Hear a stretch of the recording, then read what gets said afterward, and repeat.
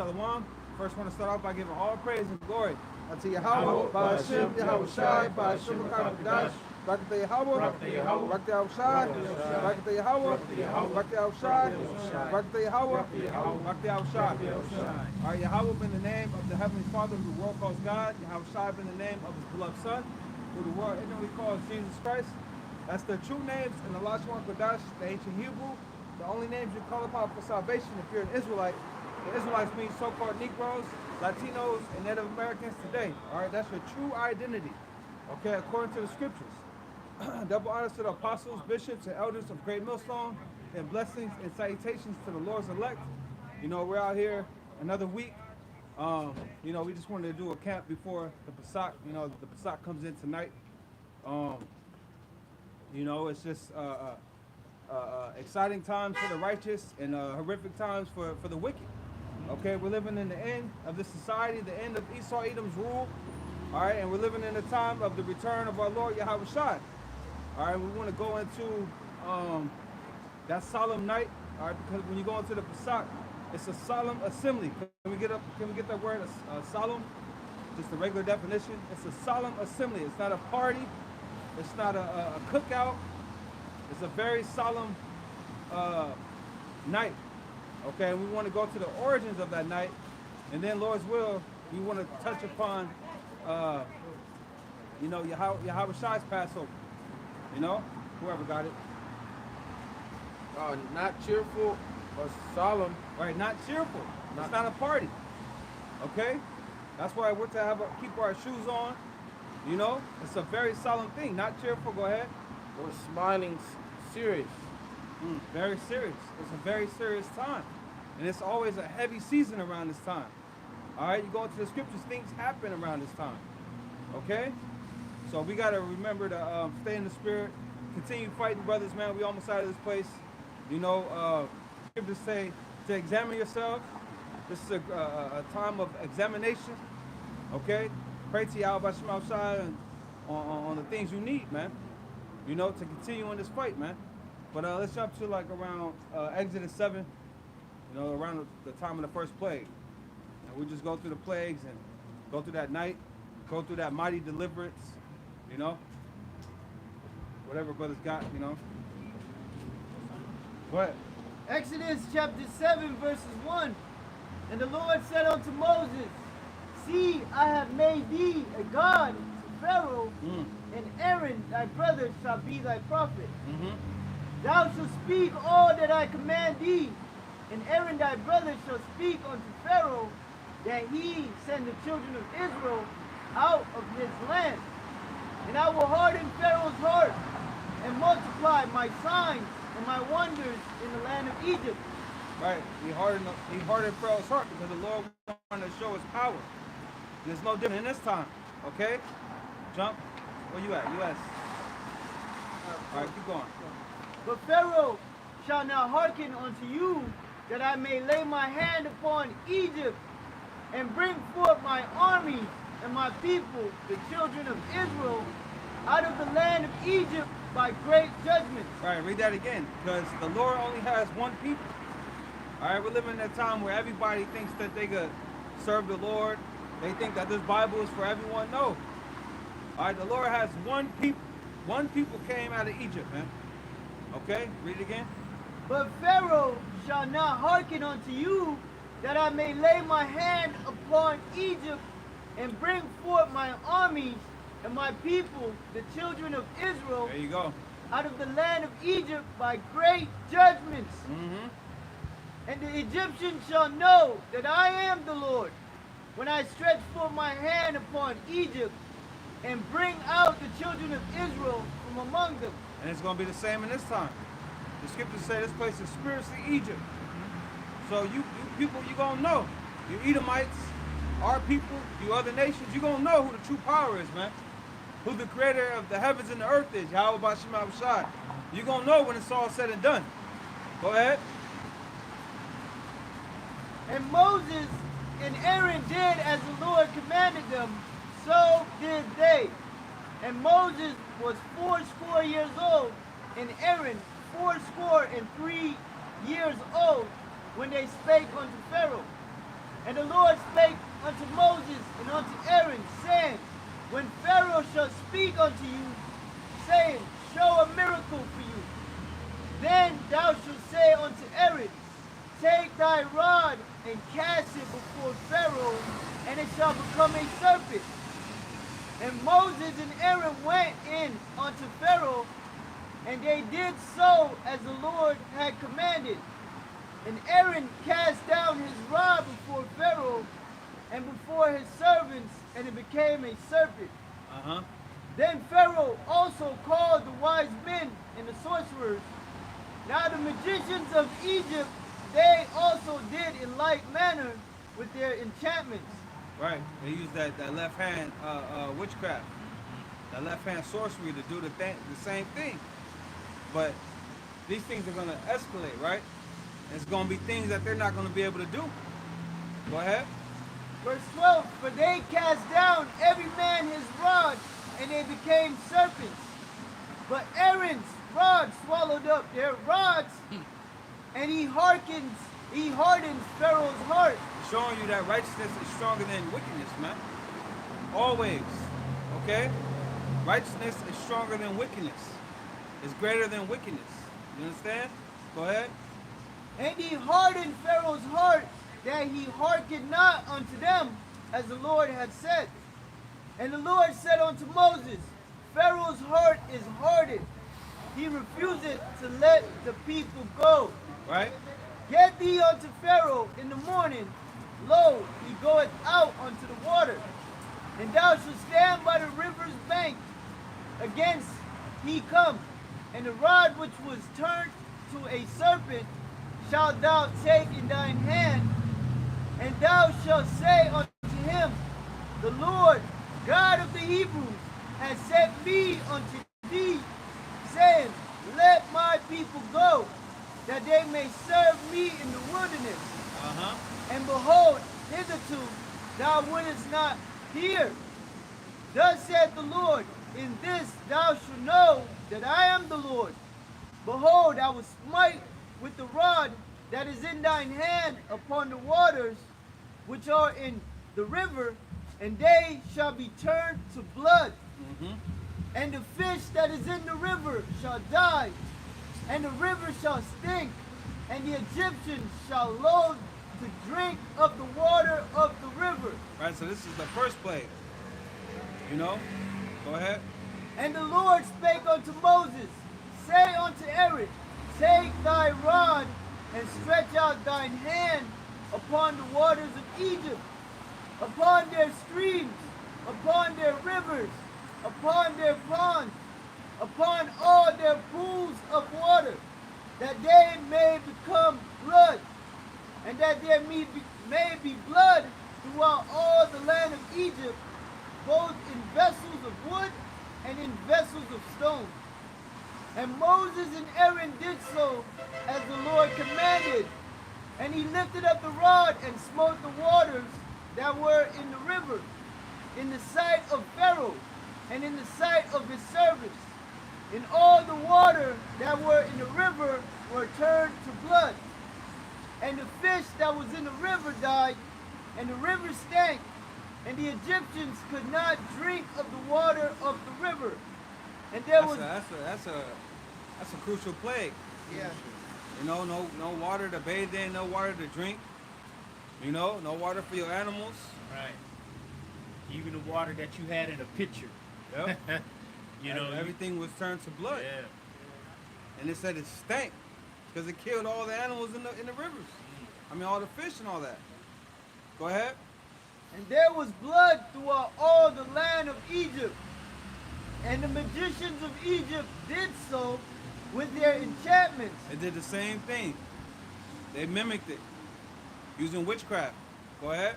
And Pharaoh's heart was hardened, neither did he hearken unto them, as the Lord had said. And Pharaoh turned and went into his house. So they thought that the reason that his men were able to do it, so he thought that Moses was using that same left hand energy to do it. Oh, you could do it, we could do it too. So his heart was hardened. Go ahead. Neither did he set his heart to this also. And all the Egyptians digged round about the river for water to drink, for they could not drink of the water of the river. And 7 days were fulfilled after that the Lord had smitten the river. Wow. 7 days, a whole week. Man. A whole week. Wow. What? That's a crucial plague. That's just the Lord just getting started. Go ahead. Chapter 8. That bro's got anything, bring it out. Go ahead. But that shows that the Lord is omnipotent in his power, because after 3 days you're gonna die if you drink some water. But in 7 days, the Lord preserved everybody. But it said they built, read it again about the water on the side. Yeah. And it says, verse 22.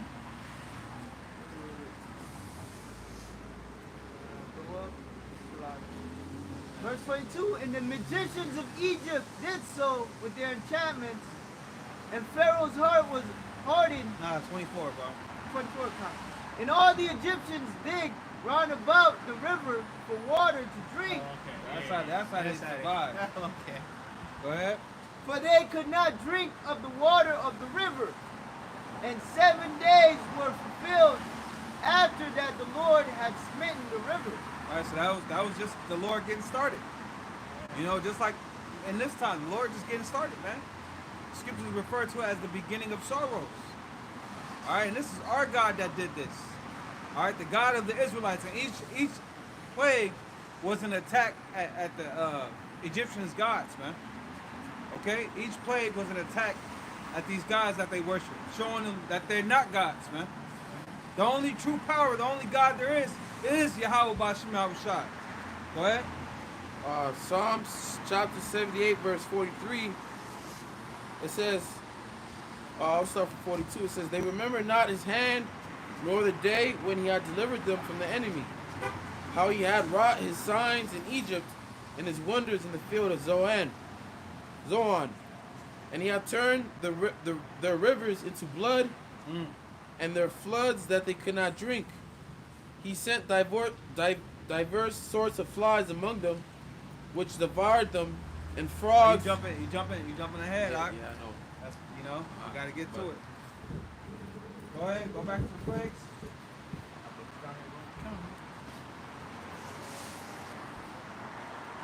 Go back to the plagues, bro. You want me to start? Exodus chapter 8 and verse 1. And the Lord spake unto Moses, go unto Pharaoh, and say unto him, thus said the Lord, let my people go, that they may serve me. Right? And if thou refuse to let them go, behold, I will smite all thy borders with frogs. Right? See, but they didn't believe him. Go ahead. And the river shall bring forth frogs abundantly, which shall go up and come into thine house, and into thy bedchamber, and upon thy bed, and into the house of thy servants, and upon thy people, and into thy ovens, and into thy kneeling doors. And the frogs shall come up both on thee, and upon thy people, and upon all thy servants. And the Lord spake unto Moses, saying, say unto Aaron, stretch forth thine hand with thy rod over the streams, over the rivers, over the ponds, and cause frogs to come up upon the land of Egypt. And Aaron stretched out his hand over the waters of Egypt, and the frogs came up and covered the land of Egypt. And the magicians did so with their enchantments. So they were able to do it again, using the left hand. You know? Go ahead. Go ahead. So all this stuff is, we're gonna see all this stuff again in these end times, all these plagues, the apparitions, frogs. The Lord's gonna bring all this back. All right. It says 2 Ezra 15 and 10. Behold, my people is led as a flock to the slaughter. I will not suffer them now to dwell in the land of Egypt, but I will bring them with a mighty hand, stretched out arm, and smite Egypt with the plagues as before, and will destroy all the land thereof. That's right. So that land, what the Lord's talking about right here is the land of America, man. He's going to destroy this time just like how he destroyed Egypt. Man. Mizraim, you know? He said, I will smite Egypt with the plagues as before. So we're reading all the plagues that were done back then. So the Most High is going to strike this place again, you know, with the darkness.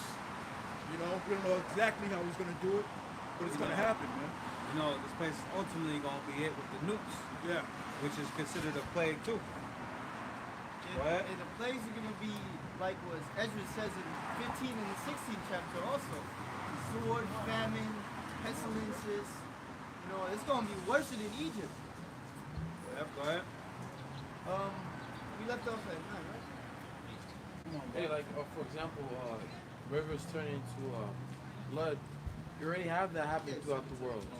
There are many cases in Russia, China, of rivers turning into blood. And the scientists go in and try to examine how that happened, but they couldn't explain it. You know, the Lord is smiting the whole world as with plagues of Egypt, man. Okay. Right. You all know that darkness. I'm pretty sure that's going to come back with this EMP technology. We saw could just take out all the electrical grid, man. One dark night, man. In one day, you take out all the electricity. It's black as pitch out here, man. You know? Exodus chapter 8 and 7. And the magicians did so with their enchantments and brought up frogs upon the land of Egypt. Then Pharaoh called for Moses and Aaron and said, entreat the Lord that he may take away the frogs from me and from my people, and I will let the people go, that they may do sacrifice unto the Lord. Right, so the Lord had turned the heat up a little bit to where Pharaoh's he's now considering it. Go ahead. And Moses said unto Pharaoh, glory over me. When shall I entreat for thee, for thy servants, for thy people, to destroy the frogs from thee in thy houses, that they may remain in the river only? And he said, tomorrow. And he said, be it according to thy word, that thou mayest know that there is none like unto the Lord our God.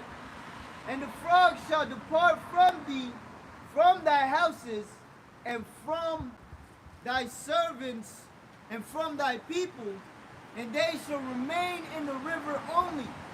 And Moses and Aaron went out from Pharaoh, and Moses cried unto the Lord because of the frogs which he had brought against Pharaoh. And the Lord did according to the word of Moses, and the frogs died out of the houses, out of the villages, out of the fields. And they gathered them together upon heaps, and the land stank. Once again. Wow. That's a crucial plague. Damn. It's going to talk about their dead bodies out there on the streets. We're going to have a lot of dead bodies out here.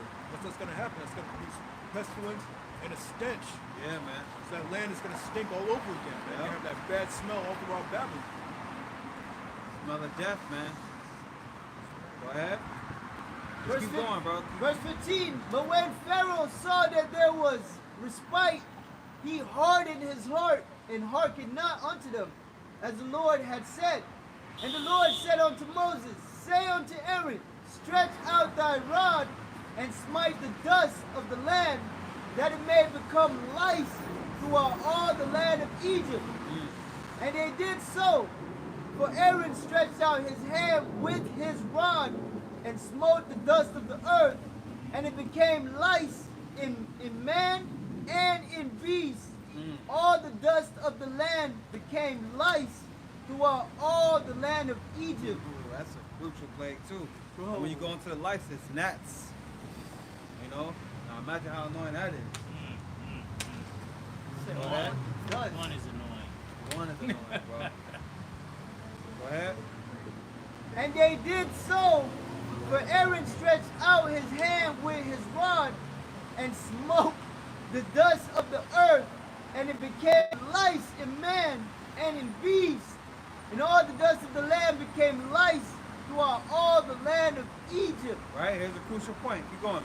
And the magicians did so with their enchantments to bring forth lice, but they could not. They could not, man. You couldn't hang, man. There's levels to it. There's levels to it, man. That left hand is not, can't mess with that right hand, man. So it's gonna get to a point where Esau is gonna try to do his thing out here, but it's gonna be like what, Isaiah 47, where thy enchantments and all of that, your soothsayers and all of that. You ain't gonna be able to match it. You ain't gonna be able to use that left hand. Go ahead. This is Luke. I'm gonna start at 10. It's Luke 10 and 18. Slop. And he said unto them, I beheld Satan as lightning falling from heaven. Behold, I give unto you. See, they hear that and they think that Satan got cast out of the spirit realm. Nah, man, that's not what it's talking about. It's talking about the fall of Esau, Edom. Yep. Go ahead. Behold, I give unto you power to tread on serpents and scorpions and over all the power of the enemy, and nothing shall by any means hurt you. That's right. That's right. So that right hand power is going to be greater than the left. Exactly. Which is Esau's weapons, his technology, that spiritual power, man, can't be touched. Go ahead. Verse 18, Exodus 8 and 18. Yeah. And the magicians did so with their enchantments to bring forth lice, but they could not. So there were lice upon man and upon beast. Verse 19. Then the magician said unto Pharaoh, this is the finger of God. Hey, what do they call a hurricane that's above? What do they call it, man? Some they call it the hand of God. Yeah, exactly. You know, a certain I forget the ratings. How does it go with the hurricanes? I'm not sure. But it reached a certain point where they call it the hand of the Most High, man. So it reached a point where Pharaoh, the magicians couldn't match that power of the Lord. So they said, this is the finger of God. Wow. Come on, man. Go ahead. And Pharaoh's heart was hardened, and he hearkened not unto them as the Lord had said. Right, and before all this happened, the Lord told Moses, look, I'm going to harden Pharaoh's heart, man. So Pharaoh had no choice. Yeah. Pharaoh had no choice in the matter, man. So Esau, Edom, you Edomites, you elite bankers, you have no choice in the matter, man. Yeah. You're just doing the will of the Father. Go Just ahead. like Judas Iscariot. He didn't Had have no choice. He had no choice. Yeah. And he was a man right there with the Lord. He was an Israelite. He was an Israelite. So how much more you? Yep. Go ahead. Exodus chapter 8 and 20. And the Lord said unto Moses, rise up early in the morning and stand before Pharaoh. Lo, he cometh forth to the water, and say unto him, thus saith the Lord, let my people go, that they may serve me. And that's all it was about. Yeah. But the Lord wanted to show his power. Remember the Lord told Abraham that thy children shall be in bondage in a strange land for 400 years, man. Speaking of ancient Egypt. So the Lord knew exactly what he was doing. And the fact that the Lord called Moses and sent him before Pharaoh, I show you the Lord is about to do something. So it's the same now. The Lord is speaking through his men, starting with the apostles, the bishops, and the elders. All right, we're speaking to these modern day pharaohs. So the Lord about to do something. I mean, he is doing things, but it's gonna escalate as time goes on. Go ahead. Verse 21, else if thou wilt not let my people go, behold, I will send swarms of flies upon thee, and upon thy servants, and upon thy people. Right, and Pharaoh, of course, Pharaoh didn't want to let Israel go because what was Egypt without Jacob? What is America without Jacob? The scriptures say, give me that scripture, the prey departeth not. All right, because we're the prey here, we're the slave here. All right, get that one too. I believe it's Jeremiah 50. Israel and Judah was oppressed together. They refused to let them go, something like that.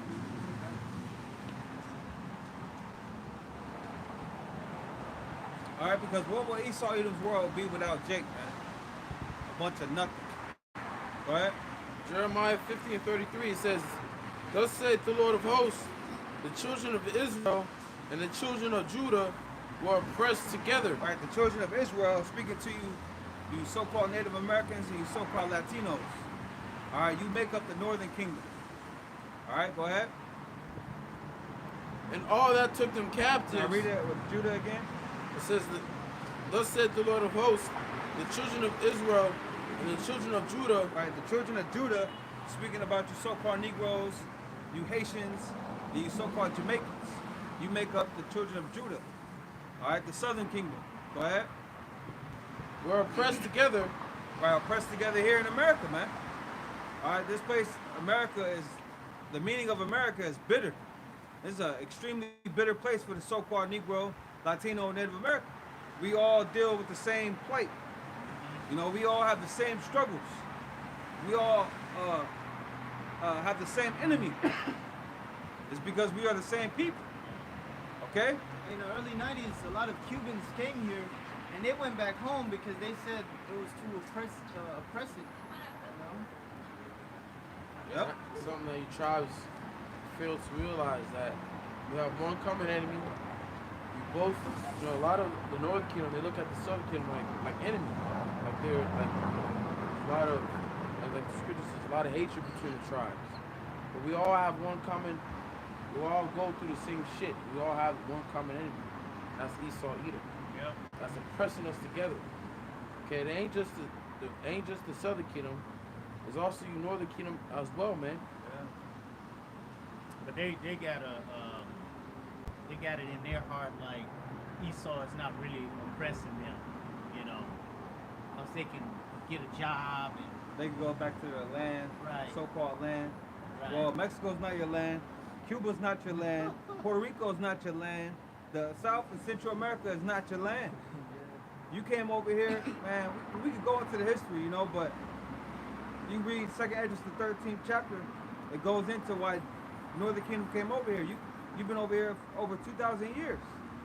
You came over here 7th century BC, okay, to keep the Lord's laws. But then our people, of course, over time, was wilding the hell out, going off, and the Lord sent the so-called white men over here, man. All right, and then the Lord had the other tribes come over here, Judah, Benjamin, and Levi. All right, but yeah, this is not. We're not from the side of the earth. We're from the land of Israel. All right, go ahead. It is Luke morning. Go ahead. It says, and all that took them captives, held them fast. Right. They refused to let them go. Right. Who took us captive? Who's the ultimate one guilty for taking us captive? The so-called white man. We're not afraid to say it. The so-called white man. It sucks that we gotta call him the so-called white man because he's the furthest thing from white. You're the furthest thing from pure. You're the furthest thing from innocent. All right. You're the the main one guilty of enslaving these people. Okay. Still found in your hand to this day. To this day. What's that nigga named Wilder? To this day. yeah. And one of the definitions is without intent to harm. Of pure. Yeah. And that's not you, my man. It's not- Your whole intent is to harm. The scriptures call you the violent man, the son of perdition. That's you. Go ahead, Doc. So Nahum 3:1. Woe to the bloody city. It is all full of lies and robbery. Woe to the bloody city. How was America established? Get Jeremiah 22. How was America established? On the blood of the Israelites. All right? You kept pushing west. What does that mean, though? You had to slaughter the native tribes. You know? Jeremiah 22 and... Go ahead, read that scripture out. Woe to the bloody city. It is full of lies and robbery. The prey departeth not. Right, robbery. How did you so-called white people get this land? You stole it. You stole it by any means. You fucking stole it, man. Yep. You know? Came over here and straight rob. I mean, you did it to the whole earth. But it was written, it was prophesied that you would do so, man. Read again, Art. Woe to the bloody city. It is all full of lies and robbery. The prey departeth not. Right, and where to pray? Where to pray? All right, and you refuse to let us go. Get Jeremiah 22 and 13. Jeremiah 22 and 13. Woe unto him that buildeth his house by unrighteousness. Right, that's how you built this house. Through unrighteousness, man. You know, writing certain laws, putting certain laws in place, like the Indian Removal Act, going back to the 1820s, Andrew Jackson and all them. That was you. You did that. How you gonna have an Indian Removal Act? How about we have an Edomite Removal Act? Yeah. Which that's gonna come. Yeah, the government used to offer a scalp, a price for a scalp. Yeah. That's if you bring a scalp, you get a land, you get a possession. Then Jake start doing that shit to you. You see, Jake coming with that guerrilla warfare on your ass, man, and you couldn't hang. All right, but you had that sword. Ultimately, you had that sword. Yeah, that Gatling gun. Mm-hmm. That's what helped you defeat the Indians, Native Americans. You had them horses. Okay, the Lord was with you to take our people down. Well, hey, what was that prophecy? What did Jacob, when he saw the vision of the tribes is gonna happen to them at the last, in the end of the days, which we are now. Gad, a troop shall overcome him. He shall overcome at the last. That's right. We're getting to that time, but Gad's gonna overcome. That's right. You know? I got a That's quick one. right. Go ahead. This is Exodus 21 and 16. And he that stealeth a man and selleth him. Come on, man. Were you not doing that on the west coast of Africa? Were you not doing that over here in the Americas? Stealing and selling us? The Lord said that we will be bondmen and bondwomen. Go ahead. Or if he be found in his hand, Uh-oh. he shall surely be put to death. The prey departeth not, right? We still found in your hand. The scriptures say that we will remember ourselves and praise his name in the land of our captivity. We still over here. So we still found in your hand. Guilty. Guilty. Called red-handed. Right? The Lord said that he would not at all acquit the wicked. Right. Can we grab Amos 1 and 11? All right? Because the Lord ain't forgot about you goddamn devils. Okay? He ain't forgot. Just like he showed his power dealing with Pharaoh and put you other nations in fear, it's going to be the same thing in this time, man. The same thing. After this, we can jump back. This is Amos 1 and 11. Thus saith the Lord Yahweh Shem Yahweh Shai, for 3 transgressions of Edom, and for 4 I will not turn away the punishment thereof. The Lord ain't going to turn away the punishment. He ain't going to let you get away with it. You ain't getting away with shit, Jack. You're going to have to feel that wrath. You're going to have to drink that cup, man. Yeah. And let me tell you by personal experience, that cup is something else, boy. You can't run from it. It's bitter. It's bitter. It's Yeah. bitter. Go ahead. That whole thing going to taste like dregs. The whole thing. Exactly. Go ahead. Because he did pursue his brother with the sword, and did cast off all pity, and his anger did tear perpetually, and he kept his wrath forever. So you cast off all pity. It's just forever. And Even that's to this day. Even in the kingdom, these devils are in chains and we're over them. They're still gonna have that hatred. Oh, it ain't going away. That's why you got to be exterminated. Exactly. That hatred ain't going away. That's a natural born beef. Yeah, that's your makeup. You're made up of that. Made up of hatred, you know? And he hates righteousness. Yeah, So of course exactly. he's gonna hate the righteous people. We hate wickedness. Of course we're gonna hate the wicked people. Yeah. Finish that in Jeremiah. I'm sorry, we didn't finish it. Jeremiah 22, 13, and then jump back. Jeremiah chapter 22. All right, because then it was the ancient Pharaoh, but now we're in your time. Now the Lord is speaking to you, Edomites, man. Go ahead. Jeremiah 22 and 13. Woe unto him that buildeth his house by unrighteousness, and his chambers by wrong, that useth his neighbor's service without wages. Ain't that what he did? Yeah, Exactly what he Ain't did. that what he did? 400 plus years. You built your chambers by wrong, my man. Everything you do is fucking wrong. Passing all these unrighteous decrees.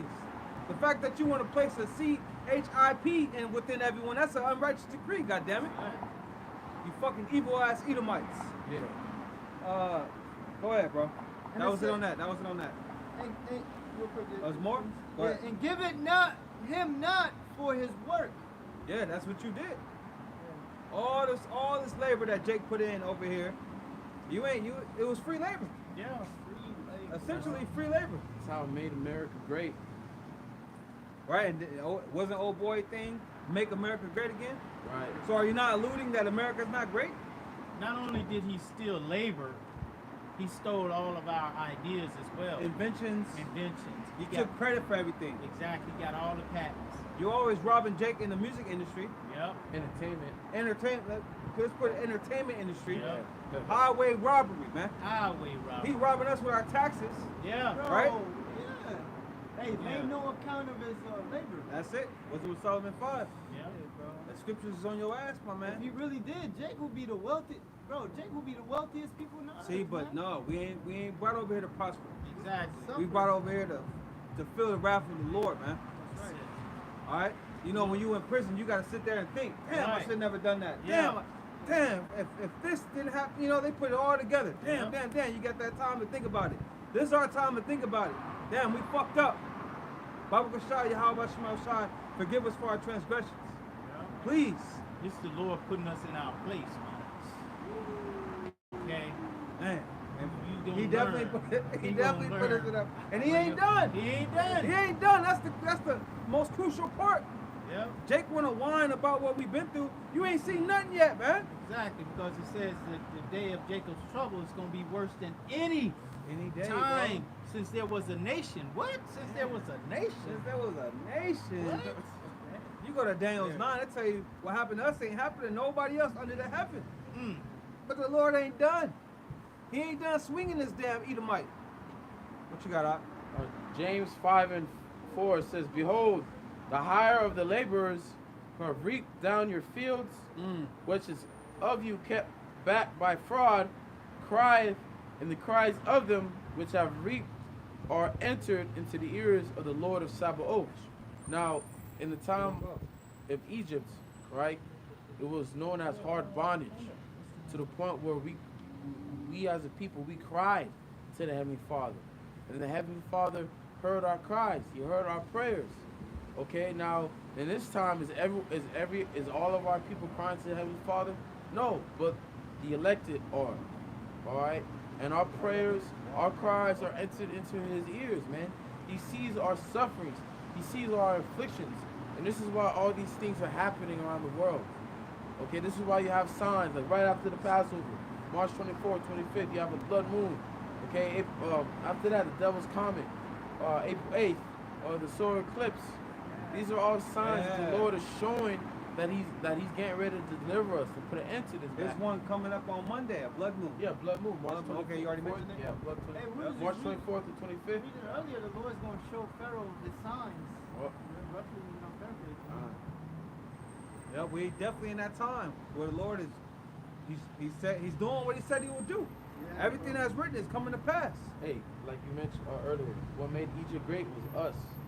All right, it was built by free labor, hardcore bondage.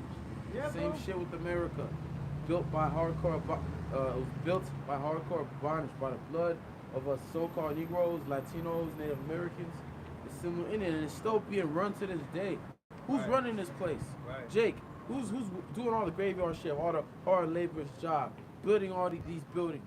All right, who's cooking in your restaurant? Yeah, all Jake the all the service jobs. That's all Jake. Right. You know? Yeah, if you Google how the Egyptians paid the Israelites, it was bread and wheat, I believe. It was food. Yeah. Oh, yeah. Even prior to the hardcore bondage, it was Joseph that saved Egypt from the famine. Made Egypt great. That was the Lord, though. Go back to Exodus.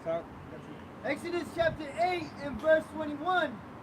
Else if thou would not let my Let's people... start 2020. You want to start 20? Okay, 20. Exodus 8 and 20. And the Lord said This is our history, man. This is important to know. It seems basic, but a lot of Jake has removed themselves far from the scriptures.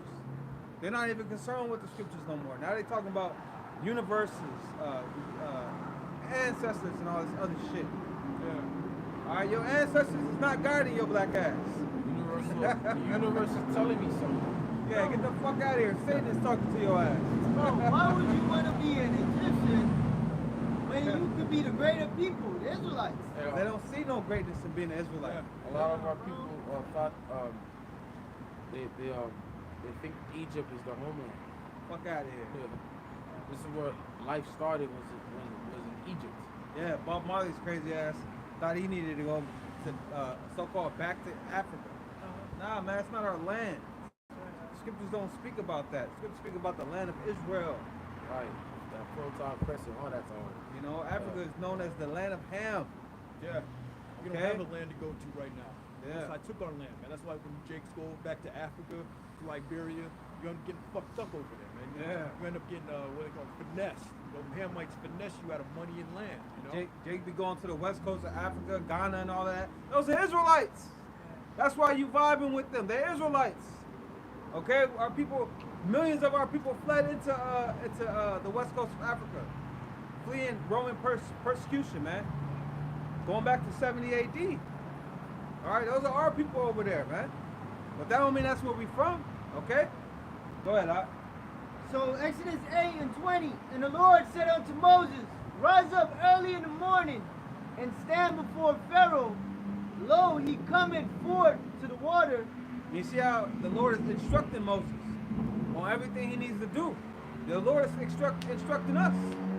Hey, when the Lord take us off the street, that's gonna be his move. We're gonna know in time when it's time to get off the streets, man. Because at one time, it was said that you would not see Pharaoh no more. You know? Hey, the scripture says the I truth, believe Pharaoh's the one that said it. Go ahead. the truth will go to the gates of the nobles. That's you it. know? So, hey, man, these elites on this side, they seeing us. Yeah. They hearing us. Oh, for sure. That's why they in Georgia, in what, South Dakota, you can't bring out certain scriptures. So they're slowly inching their way towards removing this book. The teaching of this book, they're gonna outlaw. There's a reason for that. Okay? To be honest, there's more than 2 of those states. It's about 35 of them that are on code with that. They're about to bring it on, you know? 35 different states. So yeah, they're slowly pushing that legislation to make this book illegal now. You know? Go ahead. And it says, Thus saith the Lord, Let my people go, that they may serve me. Else, if thou wilt not let my people go, behold, I will send swarms of flies upon thee, and upon thy servant, and upon thy people, and into thy houses.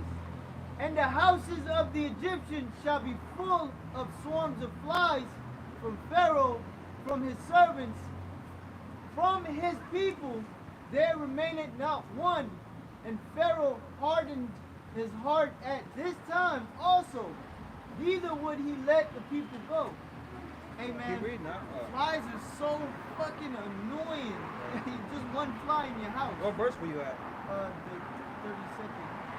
So it's chapter 32nd. We're in chapter 8, bro. Yeah, we are. Yeah, that was the last verse in chapter 8. Hell no, you skipped over a lot, bro. Oh, You skipped over a whole lot, bro. I don't yeah. know what you're doing. Oh, yeah. Chapter 9. What you I talking went right about, to bro? that. It's like it's verse 22. It's like I went Yeah, from here bro. to Come on, man. My Come bad. on, bro. So Stay with us, Doc. Stay with us, bro. I jumped from one chapter. Come on, bro. Exodus chapter 8 and verses 22, bro. 22. And I will serve in that day. I was severed.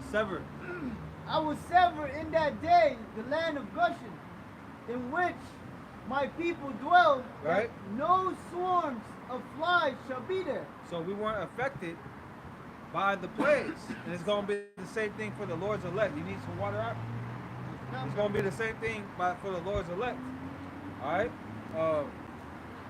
You know a scripture on that? What, Psalm 91? You know, because the Lord bringing wrath, but he's bringing mercy too. Go ahead on that, Doc. Scriptures. got one under you too. You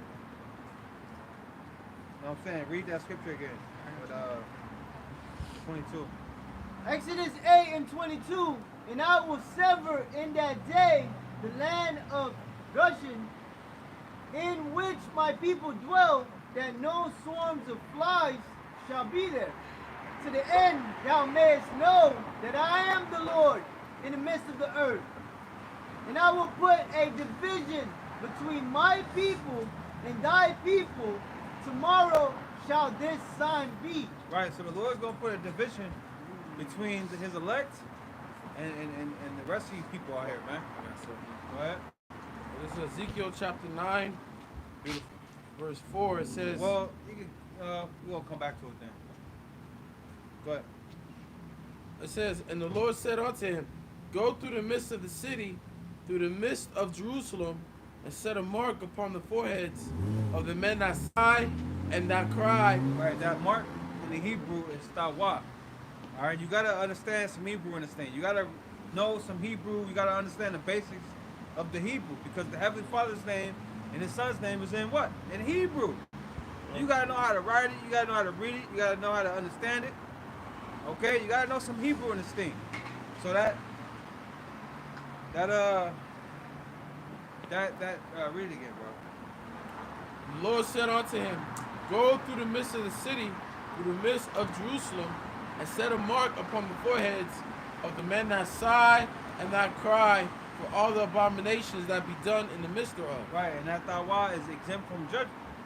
So just like the Lord made it to where these plagues, Jake was exempt from it. It ain't gonna be like that in this time for all Jake. It's just gonna be like that for the Lord's elect. That's right. The Lord said he will keep us in the hour of temptation. He's gonna guard us, he's gonna protect us. You shall have abundance, others shall be sorrowful. That's right. Heathen shall envy thee, because it will not be able to do nothing against thee. That's right. And that's part of the reward of serving Yahweh by Shema Shai. And this shows you that we're going to be here in Yep. the midst of all the chaos.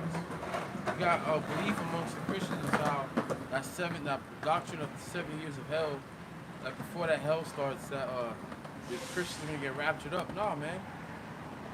The elect, the true anointed ones, the true chosen ones are going to be in the midst of all this chaos, man. We gotta show our faith. Right. And, Right. and how you think the Lord's gonna need witnesses? We gonna need to be the Lord's gonna need souls that's gonna have to live through Jacob's trouble, live through America's destruction, to tell it to their children in the next world, all right, in the next life, kingdom. Yep. Go ahead. Verse 24, Exodus chapter 8 and 24. And the Lord did so, and there came a grievous swarm of flies into the house of Pharaoh, and into his servants' houses, and into all the land of Egypt. The land was corrupted by reason of the swarm of flies. And like you just said earlier, our body flies are annoying. They don't, here it is, you be at a park, you just be anyway, you got the fly, got the whole goddamn fucking world, whole park. They want to fucking go on your ass, man. Yep. You know, you trying to smack this shit going around, you know? Yeah, especially when they get in your ear, you hear that buzzing in your ear and shit. So you know it bugged them out, man. Yeah. That's enough to make a person go crazy, man. But they look at Jake and ain't nothing happening. Oh yeah, that's the power of Yahweh by Shema Shai on your ass. Yeah, they show you that in some of those reality shows like Survivor and all that. They be out there in the wilderness, you know. They have these flies all around them. They're going crazy. Got bumps all over their body because they've been bitten up, you know. Yeah. That's just the Lord turning the heat up. Okay, keep going, all right? Exodus 8 and 25. And Pharaoh called for Moses and for Aaron, and said, You gotta imagine all of this, man. Put yourself there, man. You know, put yourself there, man. Hey, Think about all of this, man. Think about how annoying that is. Where was Baal, Lord of the Flies? Yeah, where are all these gods that you worship? See, but the Lord's showing you there's only one God. Can we get that? The Lord, creator of heavens and earth. All the gods of the nations are idols. All right, because you people gonna find out all these so-called gods out here are not gods. They're idols. Okay? And the Lord gonna shut down all these idols out here, man. He gonna shut down that dollar that you people worship. He gonna shut down the so-called white man that you worship. He gonna shut down the society that you worship. I think it's like 90.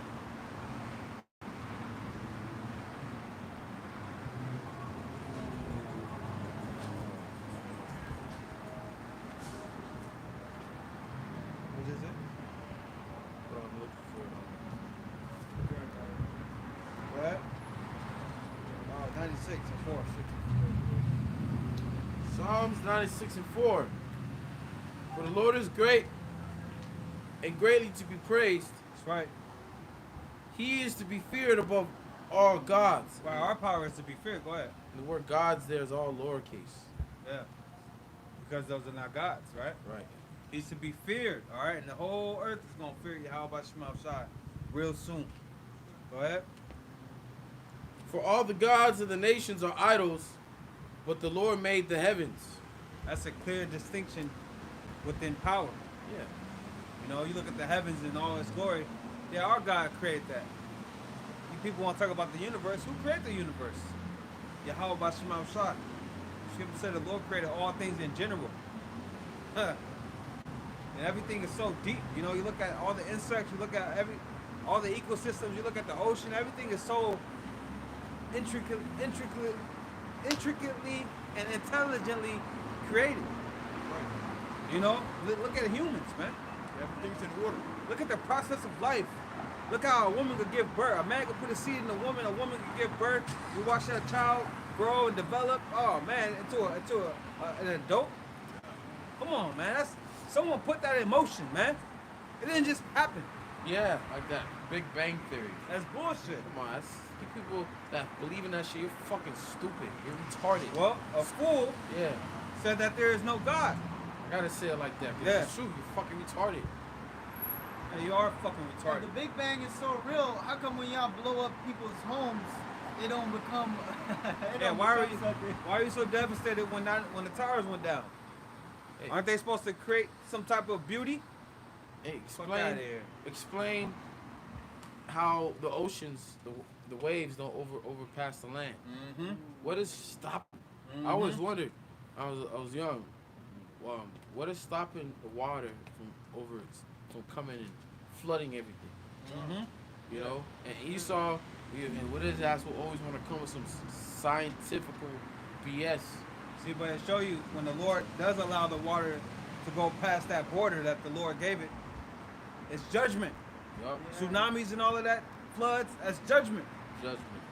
The Lord allowing that water to go over that land like that. Or why is the sun positioned at in the earth at such a distance to where, you know, it's at that perfect right distance. Same with the moon. You know, it's not too far, not too close. It's at the perfect distance, man. That's the how about Shema Shai, man. Day and night. Yeah. Sun is not the only thing that's giving the earth light. Right. You know. You got moon seasons. phases. Yeah. Slock it. Go ahead. Yeah, you got seasons. You know, you got, like brother said, moon phases, and these things have been since the beginning. They never stopped. Okay, an ant is still an ant. A lion is still a lion.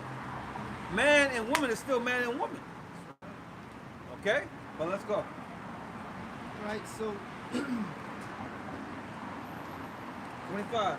Exodus 8 and 25, and Pharaoh called for Moses We ain't got number time. and for Aaron and said, Go ye, sacrifice to your God in the land. Ye, Slock it, brother. Go Ye. ye, sacrifice to your God in the land. Right, he was already tired of it. This is plague 4. Yeah. He was ready to go. But keep going. And Moses said, It is not meet so to do, for we shall sacrifice the abomination of the Egyptians to the Lord our God. Lo, shall we sacrifice the abomination of the Egyptians before their eyes? And will they not stone us? We will go 3 days' journey into the wilderness and sacrifice to the Lord our God as he shall command us. Right? And Pharaoh, Because Pharaoh was like, all right, go, but he wanted to dictate the terms. No, you ain't dictating shit. We're gonna do it how about Shema Shah wants us to do it. He wanted to keep us still in his sight. Yeah. You ain't our God, motherfucker. Same with the Edomite. Edomite wants to control Jake. Yeah. Oh, you can do it like this, you can do it like that. Nah, man, you ain't our power, man. Fuck you. Verse 28, and Pharaoh said, I will let you go, that ye may sacrifice to the Lord your God in the wilderness. Only ye shall not go very far away and treat for me. Only you should not go very far away. Come on, man. Fuck out of here. Go ahead.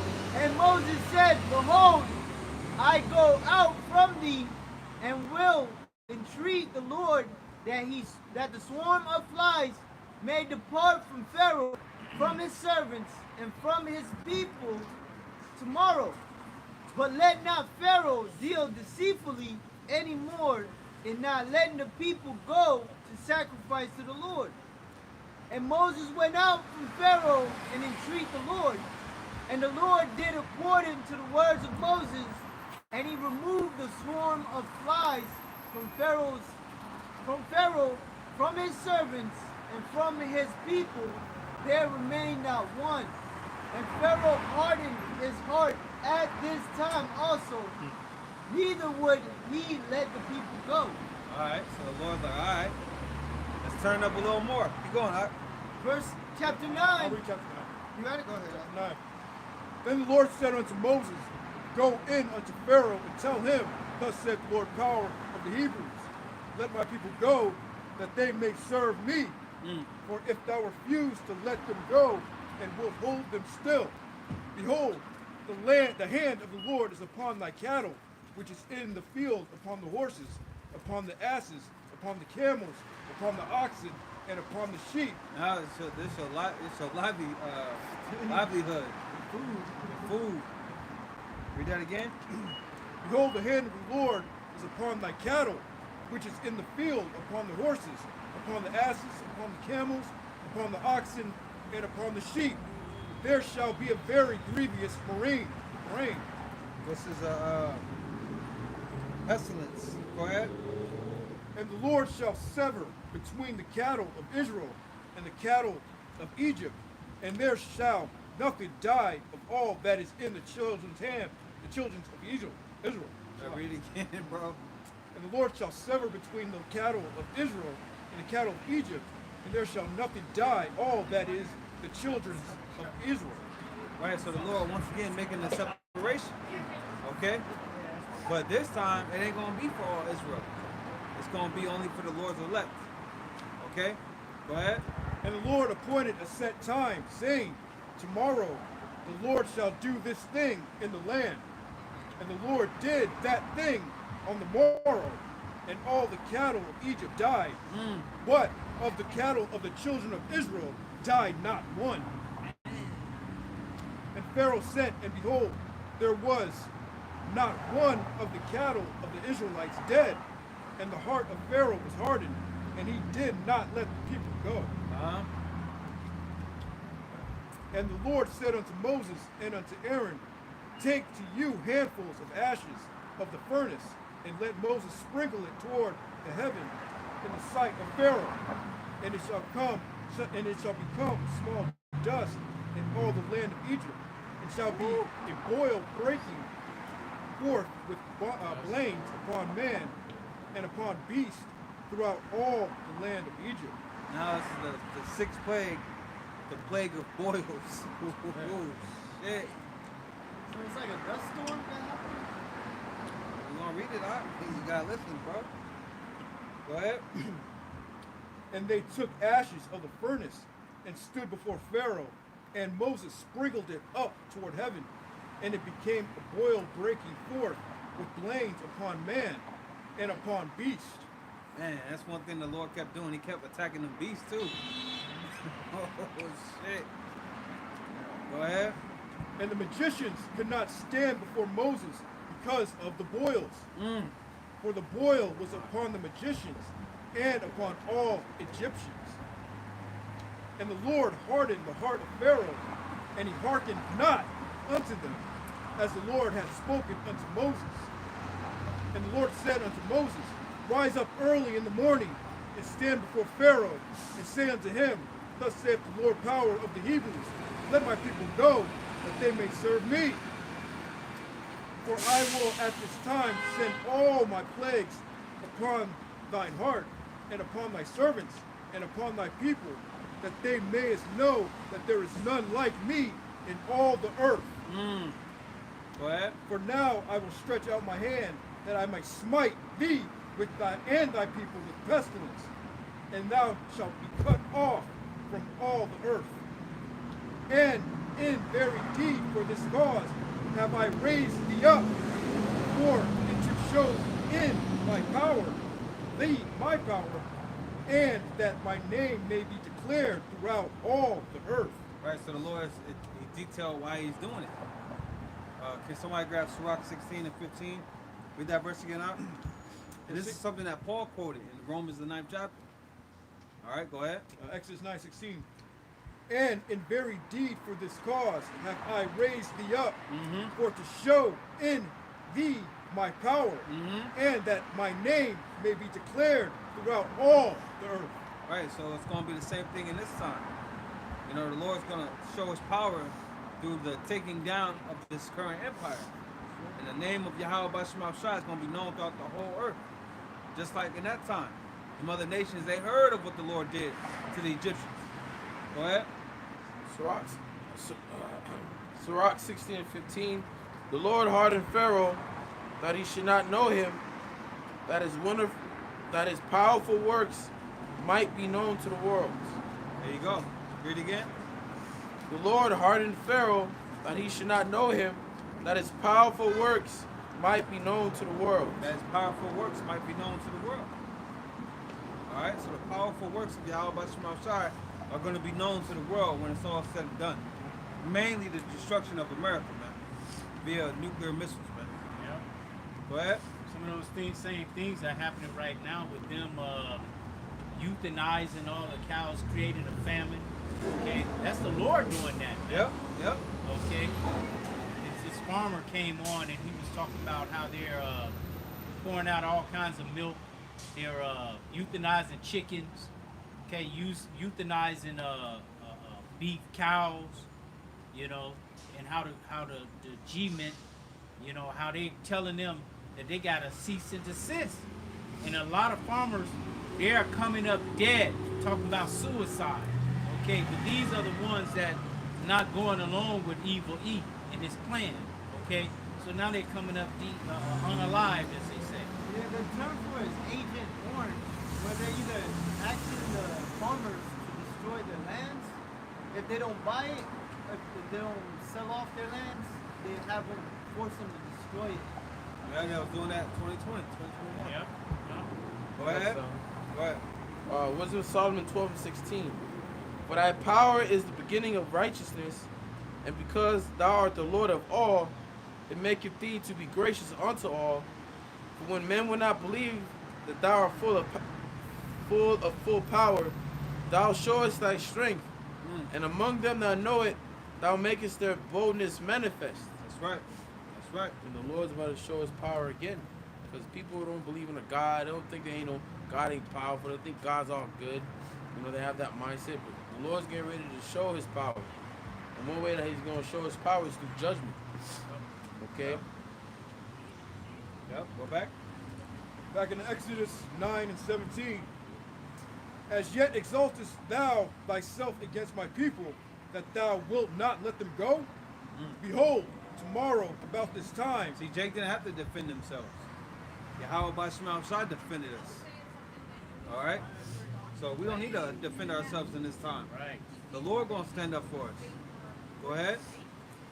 Behold, tomorrow about this time will I cause it to rain a very grievous hail. And the Lord was telling them, look, tomorrow I'm going to do this. What you going to do? Tomorrow about this time. Right. Take that. Take that. What you going to do? Stop the rain. Can you stand the rain? Right. Go ahead, and this is a crucial one. Hey, but that's the power. That's how the Lord is showing his power. Like he got this eclipse coming, Esau can't do that. He has nothing to do with that, man. Nothing. All you can do is watch. It's just watch. Over America, too. Over America. And it's the second one that's going to cross it out, man. 7 years. Yeah. You know how the Lord do. And then the increments between the last one and this one is 6 years, 6 months, 6 weeks. Oh, damn. Okay? Yeah, in 6 days. Yep. Okay? And the definition of 6666 is judgment.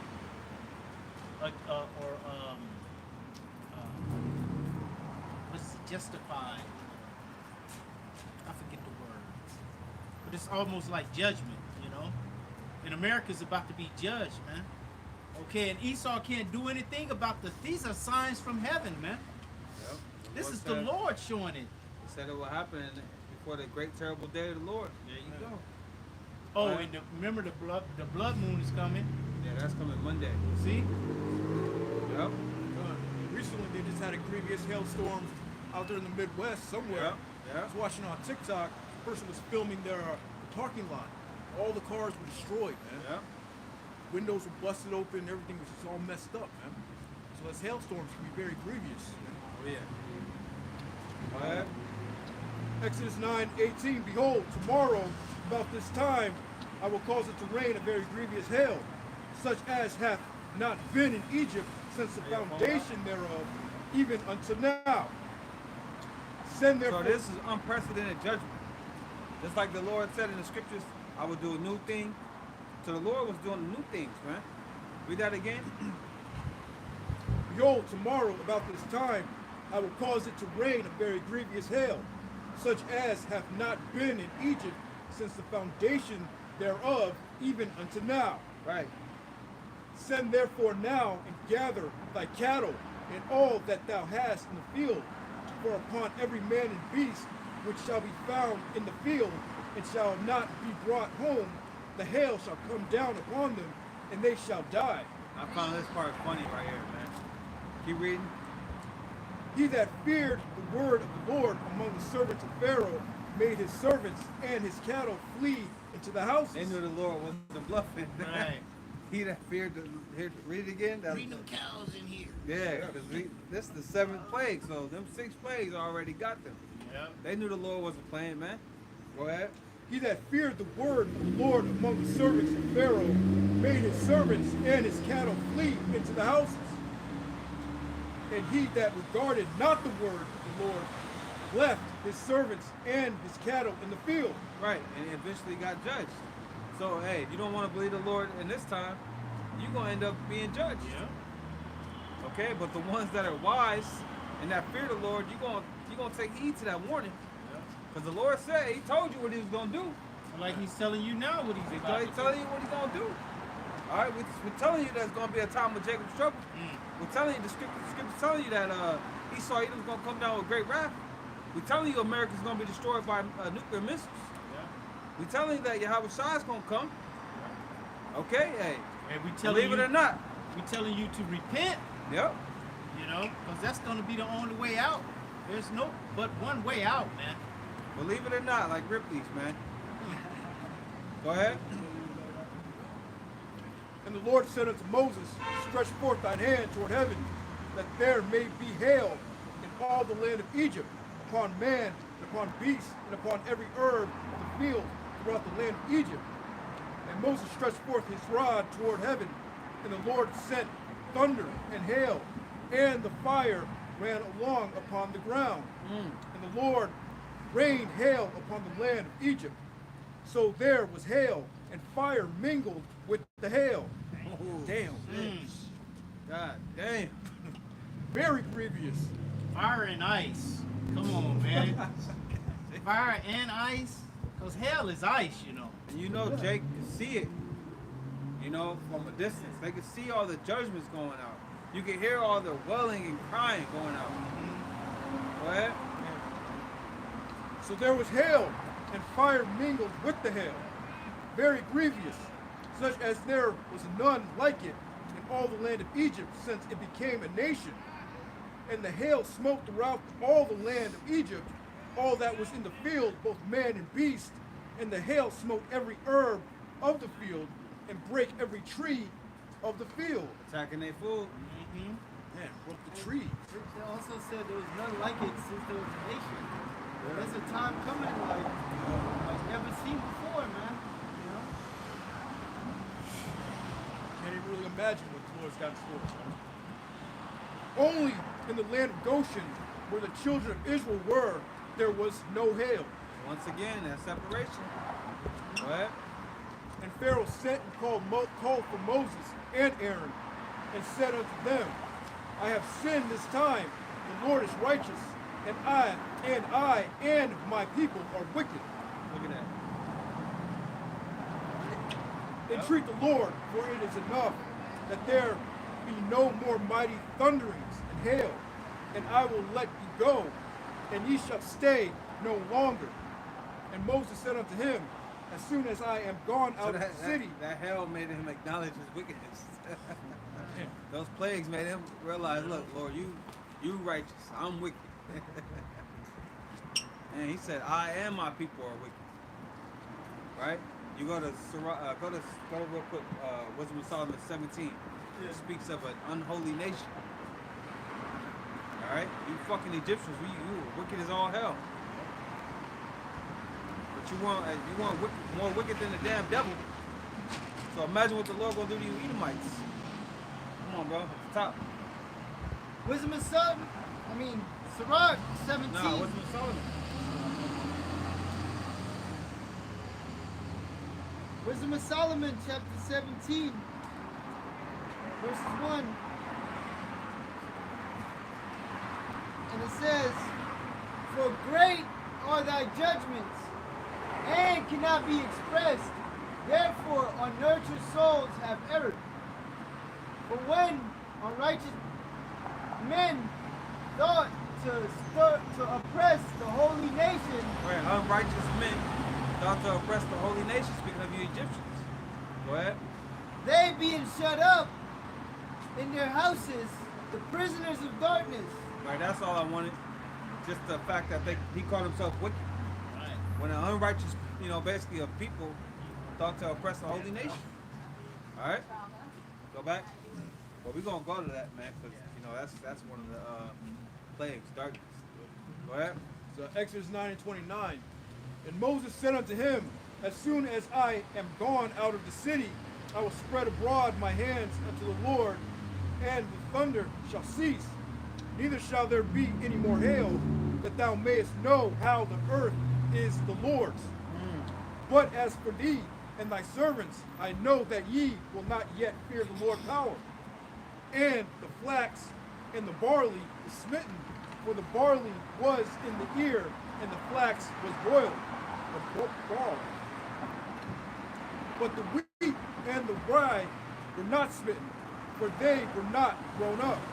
And Moses went out of the city from Pharaoh, and spread abroad his hands unto the Lord, and the thunders and the hail ceased, and the rain was not poured upon the earth. And when Pharaoh saw that the rain and the hail and the thunders were ceased, he sinned yet more, and hardened his heart, and he and his servants. And the heart of Pharaoh was hardened, neither would he let the children of Israel go. And the Lord had spoken by Moses, as the Lord had spoken by Moses. Chapter 10 and 1. And the Lord said unto Moses, go unto Pharaoh, for I have hardened his heart, and the heart of his servants, that I might show these my signs before him, and that thou mayest tell in the ears of thy son and of thy son's son what things I have wrought in Egypt, and my signs which I have done among them, that ye may know how that I am the Lord. And Moses and Aaron came in unto Pharaoh, and said unto him, thus saith the Lord, power of the Hebrews, how long wilt thou refuse to humble thyself before me? Let my people go, that they may serve me. Else, if thou refuse to let my people go, behold, tomorrow will I bring the locusts unto thy coast. Once again, you think the Lord playing with your ass? Here you go, turning that heat up. Go ahead. And they shall cover the face of the earth that one cannot be able to see the earth, that they shall eat the residue of that which is escaped, which remaineth unto you from the hail, and shall eat every tree which groweth for you out of the field. So the ones that didn't get the crops and all that didn't get destroyed by the hail, here come the locusts. Go ahead. It's a cleanup crew. Oh, you know it. Yeah. It said that they shall cover the face of the earth, that you couldn't see the earth. So you couldn't see the ground at all. That's how many locusts there was out there.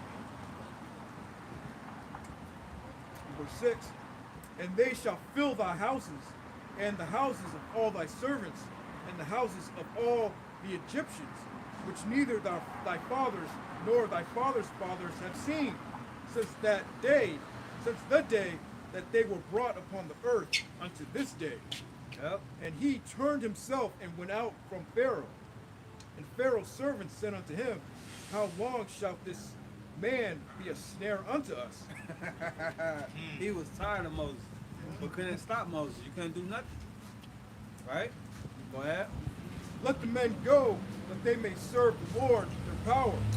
Knowest thou not yet that Egypt is destroyed? And Moses... Wait. Go back. That's his servant saying that to him? Yeah. It says, and Pharaoh's servants said unto him, how long shall this man be a snare unto us? Let the men go, that they may serve the Lord their power. Knowest thou not yet that Egypt is destroyed? Right. Egypt was already tore up. But the Lord wasn't done. His servants was like, come on, man. We're going to end up dead, fucking with you. See, but their heart wasn't hardened. It was Pharaoh's heart that's hardened. You know, to where his pride was blinding him. Go ahead.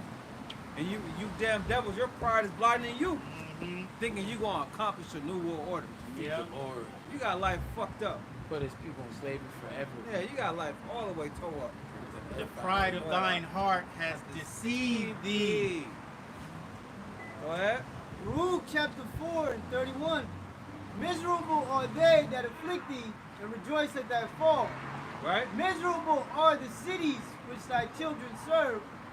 Miserable is she that received thy sons.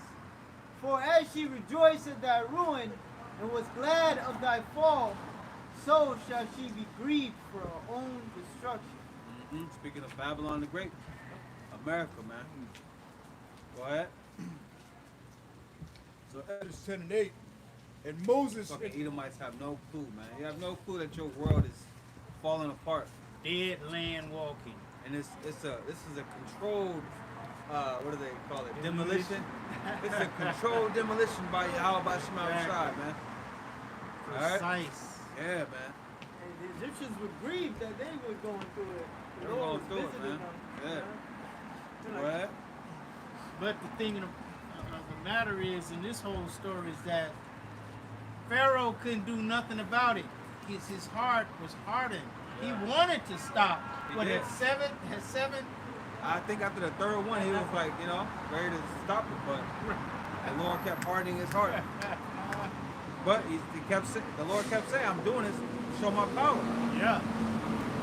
Go ahead. The Lord really going to show his power, and when he destroys America, all you other nations you're going to fear, and you're going to know how not to run a nation, man. And then you go right into slavery. You're really going to learn. There you go. Cool. You saw the destruction of America? Cool. Now get these chains on, man. There you go. Go ahead. And Moses and Aaron were brought again unto Pharaoh. And he said unto them, go serve the Lord your power. But who are they that shall go? Where you at, bro? Verse 8. Okay. Verse 9 now? Verse 9. And Moses said, we will go with our young and our old, with our sons and with our daughters, with our flocks and with our herds we will go, for we must hold a feast unto the Lord.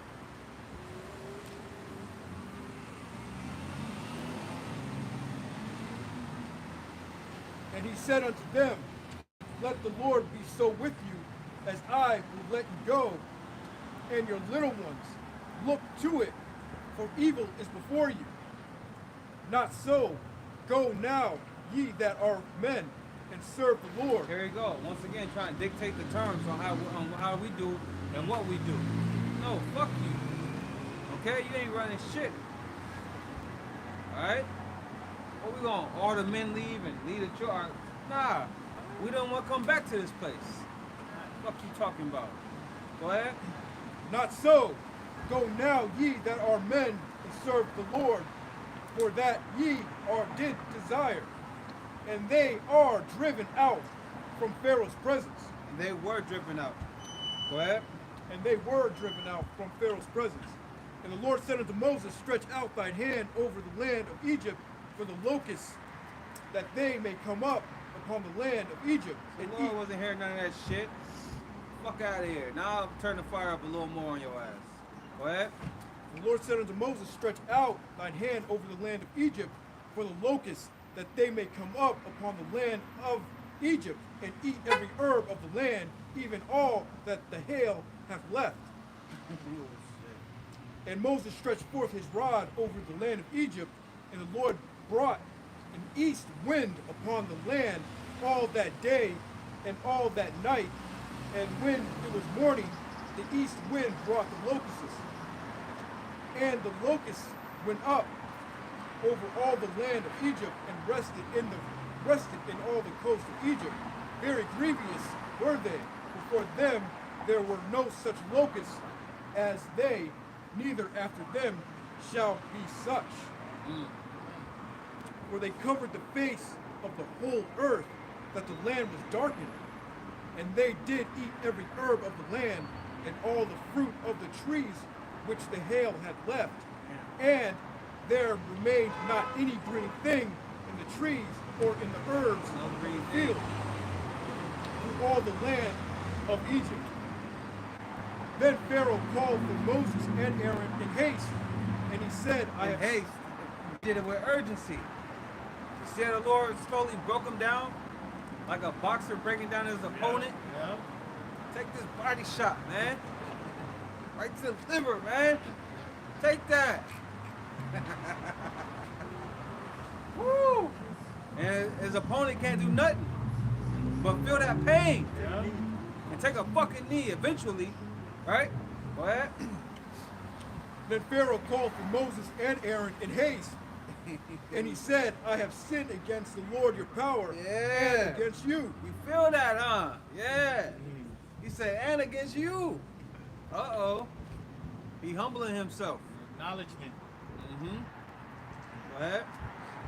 Now therefore forgive, I pray thee, my sin only this once, and entreat the Lord your power, that he may take away from me this death only. Now he's acknowledging Yahweh Bashim Shai.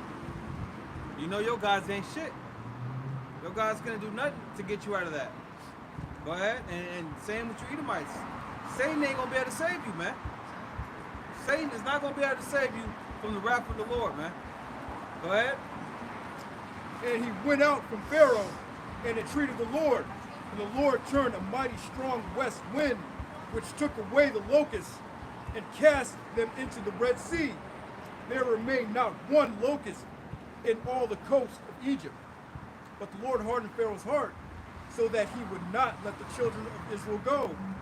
And the Lord said unto Moses, stretch out thine hand toward heaven, that there may be darkness over the land of Egypt, even darkness. Now the Lord about to set up the KO. He about to set up the KO on your ass, man. You know? Go ahead. And the Lord said unto Moses, stretch out thine hand toward heaven, that there may be darkness over the land of Egypt, even darkness which may be felt. Woo! And Damn. Moses, Shit. You can feel darkness? yeah.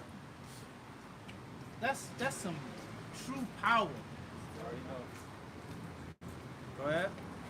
And Moses stretched forth his hand toward heaven. That's true power from the true power. Go ahead.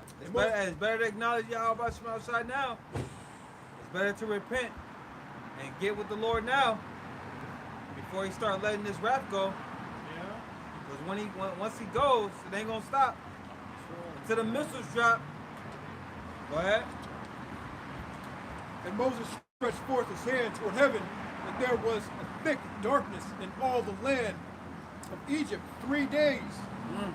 They saw not one another, neither 72 hours. God damn, he said they saw not one another. Oh, We could be man. right up on you and can't even see you. Like, what? Well, they couldn't light, when they light a fire, they can't Can't even see see it. the fire. What? That's dark. That that proceeded nighttime, huh? Yeah. That's the darkness we ain't experienced. That's the night had a night. The night had a night. Hey, the night That's the is night. like That's the night's big homie. exactly Big night. big night. Damn, yo, that's what the Lord did. Though. The Suge Knight of nights. The Lord said, "Don't fuck with my people." Exactly. You understand? Go ahead, read that again. they saw not one another, neither rose any from his place for 3 days. But all the children of Israel had light in their dwellings. Once again, you see? Now somebody grabs, you're gonna grab that Wisdom of Solomon. Somebody grab Psalms 105 and 28. Top. Nah, we're gonna get the Psalms real quick. 128. 105 and you can start at 26. The Lord was not playing with you damn Egyptians, and the Lord is not playing with you Edomites. Psalms chapter 105, verse 26, it says, He sent Moses, his servant, and Aaron, whom he had chosen. They showed his signs among them and wonders in the land of Ham. In the land of Ham, you see? The land of, which was the land of Africa specifically, the land of Mizraim, which is known today, Egypt. Yeah. He sent darkness and made it dark, and they rebelled not against his word. Right. He sent darkness and made it dark. That's it, bro. Yeah. It was dark that you can feel it. Yeah, it goes on, but You the know point is, when it's dark, you know? the point is, he sent darkness and made it dark. The whole chapter at the end goes into all the plagues. Yeah. He sent darkness and made it dark. So the Lord gonna send darkness out here. You know, they're already telling the people to prepare for power outages, telecommunications to be down with this it's an eclipse that's coming, man. Right, and you gotta, Store up water, get food. you gotta keep this in mind. People are used to the city, city lights on, driving the city lights in your neighborhood, the city lights in most cases. But all that to be just shut off and not be able to work and it just be complete darkness. No running water. Right, that would not only do something to mentally, but just the feeling of being out in the dark, not knowing when the lights are gonna turn on, not be able to see anything. People are afraid of the dark. Shit. And the first thing people do is they get out their phone and turn their flashlight. What if your phone don't fucking work? That took away everyone having their own flashlights. See, but you Americans, you're not ready for that, man.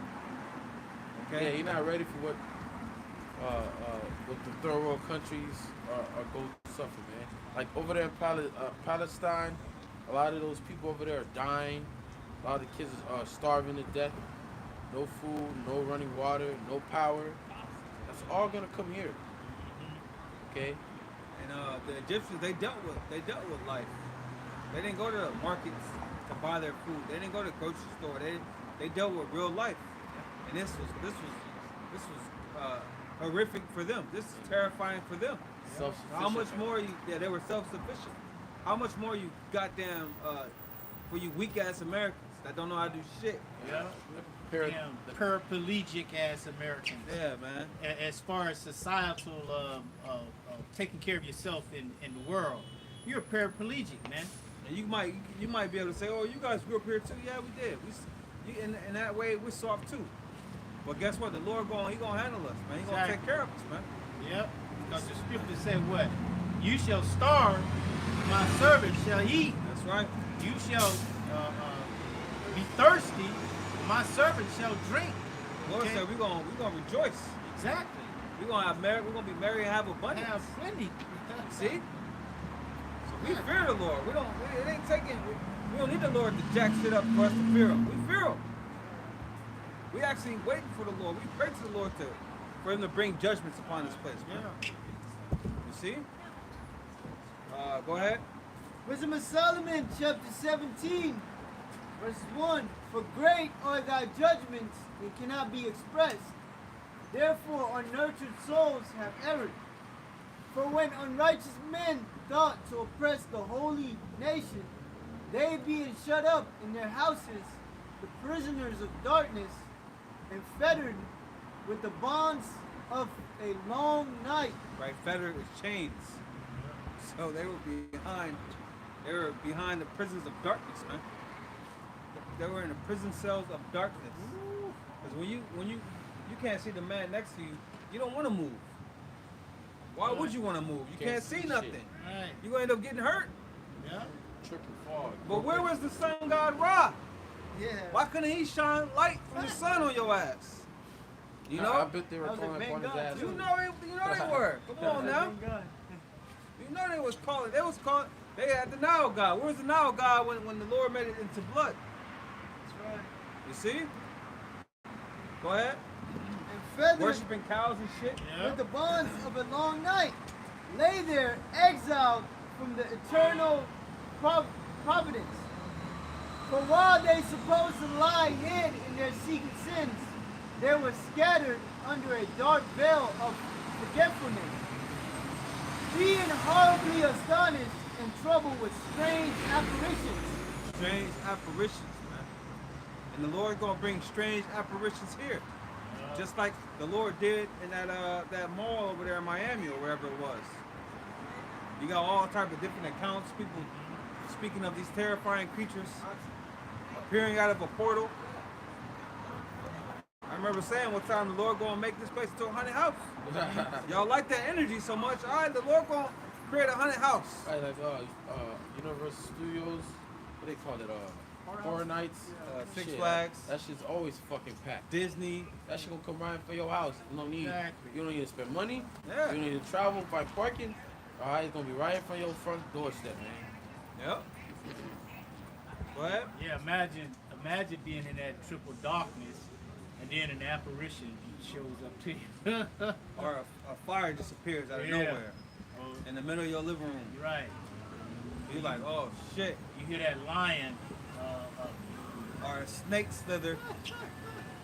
Come on, man. Or a demon growl and shit. Oh hell no. Right here and shit. Right behind you. Breathing on your neck Nah, man. I've with heard, some See- stinking See, breath. we can just keep going and going and going, man. I heard that shit. When I was a little kid, walking, it was 3 in the morning. The fucking demon growl. Where, inside the house? No, I was outside doing something I was supposed to. At 3 years old? No, I was in 5th grade. Oh, It was 3 He in was the morning. about 10 years old. Yeah. So this is about 2016. No, I'm playing. It was a fence. It was nothing behind the fence. There was no house. What you was doing outside though? And then don't worry about it. Yeah. What the hell you was doing? It's 3 in the morning. Damn. I thought I had freedom as a child. Shit. And then fucking demon growled and shook the whole fucking fence. I'm like, oh shit. Yeah. Shit like that's gonna be happening. See, that's the Lord saying, get your ass in the house. Yeah. It says, Damn, bro. Come. verse 4, for neither might the corner that held them keep them from fear, but noises as of waters falling down sounded about them, and sad visions appeared unto them There it with is. heavy countenances. Ooh, demons appearing unto you. Sounds appearing. You hearing random sounds. Like, I know there ain't no waterfall near me. Rushing water. That's some scary shit. You know? But the scriptures describe the Lord as the king of terrorists, man. Go ahead. And it says, no power of the fire might give them light, neither could the bright flames of the stars endure to lighten that horrible night. So even the constellations you couldn't see. that's something else right there. That's something else right there. That's the type of darkness you know, because not just you got the night glow, you know. Yeah, usually you don't really see stars as much in the city, bro. But if you're in a very dark area with no light, The you whole can see heavens is lit up. you can see it. And you ever been to Grand Canyon? You can see like Yeah, more stars than ever in your life. yeah, yeah. You know, but they couldn't see shit. Go ahead. It says, verse 6, only there appeared unto them a fire kindled of itself, very dreadful. Being much terrified, they thought the things which they saw to be worse than the sight they saw not. And as for the illusions of art magic, they were put down, and their vaunting in wisdom was reproved with disgrace. For they that promised to drive away terrors and troubles from a sick soul were sick themselves of fear, worthy to be laughed at. So the people that do like enchantments, or they'll go to like today they'll go to a voodoo person to remove evil spirits. Well, them people that would mess with the left hand, they couldn't even defend themselves. You know, they were being tortured as well. All right, because the Lord controls that left hand. He didn't allow you to have no access to no damn demons or none of that power. You got shut down. And when that happens again with the wicked least, that's how you know. That's when you're gonna really start panicking because that left hand power is taken away from you. Standing out with thine enchantments. When Satan don't appear onto you, or them high level demons, whatever you call don't appear onto you, no matter how many kids you sacrifice or whatever you do works. When your witchcraft stops working, You're in a panic, man. Yeah. You're gonna be in a panic mode. It's the Lord loaned Satan to you. He was just a loan. the deceiver and the deceived are his. Yeah, exactly. Go ahead. Verse 9, for though no terrible things did fear them, yet being scared with beasts that passed by and hissing of serpents, they died for fear, denying that they saw the air, which could of no side be avoided. Damn. For wickedness condemned by their own witness is very timorous, and being pressed with conscience, always forecasted grievous things. For fear is nothing else but the betraying of the succors which reason offereth, and the expectation from within being less, counted the ignorance more than the cause which bringeth the torment. But thy sleeping, the same sleep that night, which was indeed intolerable, and which came upon them out of the bottoms of inevitable hell, That it, bro? were partly vexed with monstrous apparitions, and partly fainted, their hearts failing them, for a sudden fear and not looked for came upon them. What verse you at? Verse 15. Anything you want me to read? Nah, keep going, bro. Verse 16, for so then, whosoever there fell down was straitly kept, shut up in a prison without iron bars. For whether he were a husbandman, or a shepherd, or a laborer in the field, he was overtaken and endured that necessity, which could not be avoided, for they were all bound with one chain of darkness.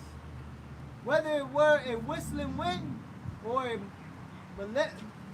melodious noise of birds among the spreading of branches, or a pleasing fall of water running violently, or a terrible sound of stone casting down, or a running that could not be seen of skipping beasts, or a roaring voice of most savage wild beasts, or a rebounding echo from the innumerable mountains. These things made them to swoon for fear. For the whole world shined with clear light, and none were hindered in their labor. Over them only was spread in heavy night an image of that darkness which should afterward receive them. But yet were they unto themselves more grievous than the darkness. So basically, the Lord terrorized their ass. You know, 3 nights, 3 days. Go ahead out, back in Exodus. Exodus So 10. imagine what the Lord gonna do here, man. You know, it's just getting started, man. Right. It's just getting started. You know? Remember, it's going to be a time like never before. Those things, some of the things that happened in Egypt, that already happened. So the Lord is going to outdo that. Oh, he's gonna outdo himself. He always does. Yep. He gonna make a full example of this place. He said they're not no longer gonna talk about what he did in Egypt. They're gonna talk about what he did over here. Yeah, it said for the whole world shine with clear light, none hindered their labor. Everywhere else was functioning. You know, there was lights, there was constellation, there's a moon. Except for Egypt, it was the only place going through it like that. You know? Yep. Go ahead. Exodus 10 and 24. And Pharaoh called unto Moses and said, Go ye, serve the Lord. Let your flocks and your herds be stayed. Here he is, still trying to dictate the goddamn terms. Let your flock stay. Hell no. Go ahead. Let your little ones also go with you. And Moses said, Thou must give us also sacrifices and burnt offerings, that we may sacrifice unto the Lord our power. Our cattle also shall go with us. There shall not an hoof be left behind. For thereof must we take to serve the Lord our power, that we know not with what we must serve the Lord until we come thither.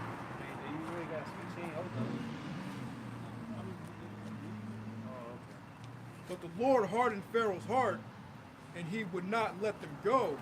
And Pharaoh said unto him, Get thee from me, take heed to thyself, see my face no more, for in that day thou seest my face, thou shalt die. And Moses said, Thou hast spoken well, I will see thy face again no more. So he is still making threats. Go ahead. Chapter 11. And the Lord said unto Moses, Yet will I bring one plague more upon Pharaoh and upon Egypt afterwards. Never did the Lord say that before. That he was gonna, I'm gonna bring 8 more plagues. Or I'm gonna bring 10. You know, this is the first time that he mentioned I'm gonna bring 1 more plague. You know, Moses was just doing what he said. So this was that KO right here. Go ahead. And the Lord said unto Moses, Yet will I bring 1 plague more upon Pharaoh and upon Egypt. Afterwards he will let you go. He will let you go hence. When he shall let you go, he shall surely thrust you out hence altogether. Speak now in the ears of the people, and let every man borrow of his neighbor, and every woman of her neighbor, jewels of silver and jewels of gold. And the Lord gave the people favor in the sight of the Egyptians. Moreover, the man Moses was very great in the land of Egypt, in the sight of Pharaoh's servants, and in the sight of the people. And Moses said, Thus saith the Lord, about midnight will I go out in the midst of Egypt, and all the firstborn in the land of Egypt shall die. From the firstborn of Pharaoh that sitteth upon his throne, even unto the firstborn of the maidservant that is behind the mill, and all the firstborn of beasts. And there shall be a great cry throughout all the land of Egypt, such as there was none like it, nor shall be like it any more.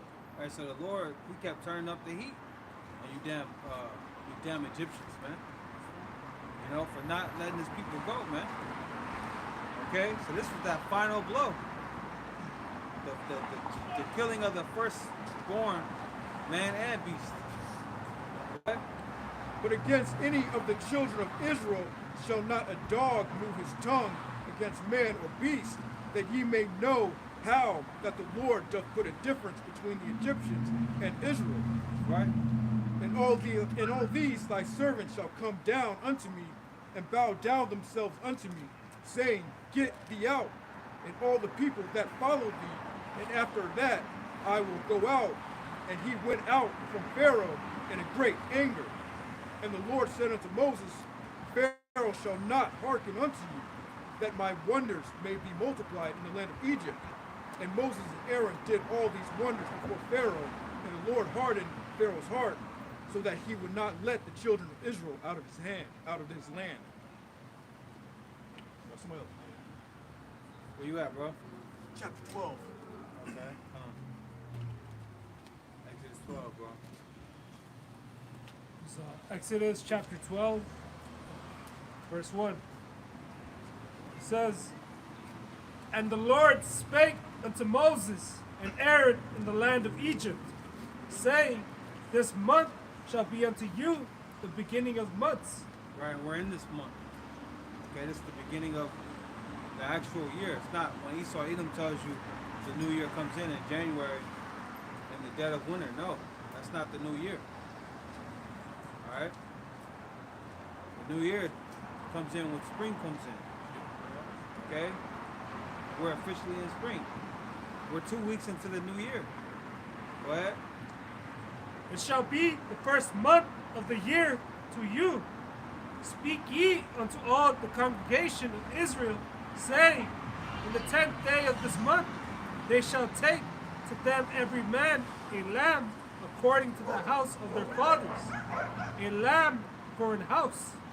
And if the household be too little for the lamb, let him and his neighbor next unto his house take it according to the number of the souls. Every man according to his eating shall make your count for the lamb.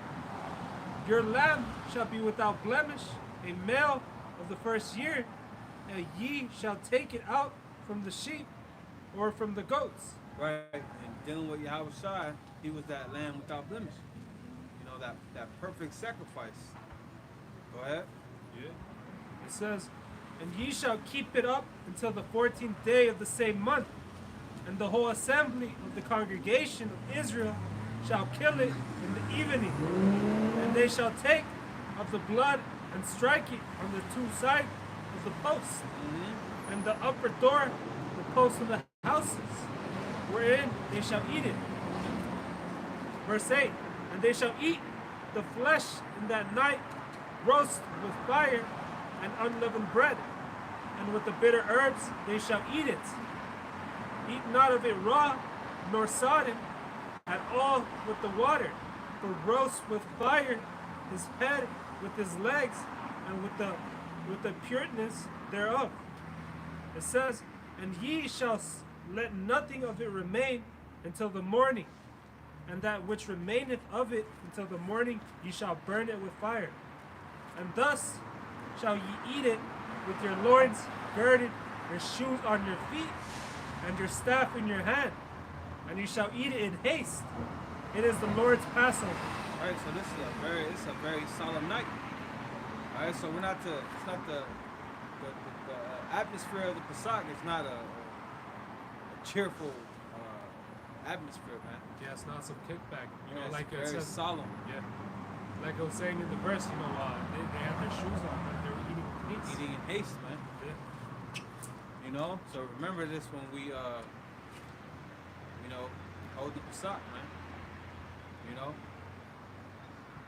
we eat the horseradish, right? Yeah. To remind us of the bitterness of Egypt, man. Yep. Go ahead. It says, For I will pass through the land of Egypt this night, and will smite all the firstborn in the land of Egypt, both man and beast, and against all the gods of Egypt I will execute judgment. I am the Lord. Look at all the gods of Egypt, man. Read that again. Yep. It says, For I will pass through the land of Egypt this night, and will smite all the firstborn in the land of Egypt, both man and beast, and against all the gods of Egypt I will execute judgment. I am the Lord. And the Go on. and the blood shall be to your Salaki, and the blood shall be to you for a token upon the houses where ye are. All right, grab that that Ezekiel 9 you had earlier. Keep reading that. Don't you stop Oh, before. okay, okay. Read it again. It says, verse 13, and the blood shall be to you for a token upon the houses where ye are. Token is a sign. Yep. Go ahead. Where ye are, and when I see the blood, I will pass over you. Hence the name Passover. That judgment passing over you. Right? But now it's not blood on our doorposts. It's, the blood on our minds, man. Having that, Yahweh's blood covering us, man. Go ahead. It says, and the plague shall not be upon you to destroy you when I smite the land of Egypt. Where you at? 14. You at 14? Yeah, I just finished it. Okay. What is that, Ezekiel, right? Yeah. You grab that. Or, keep going. Keep reading. You grab it. Okay.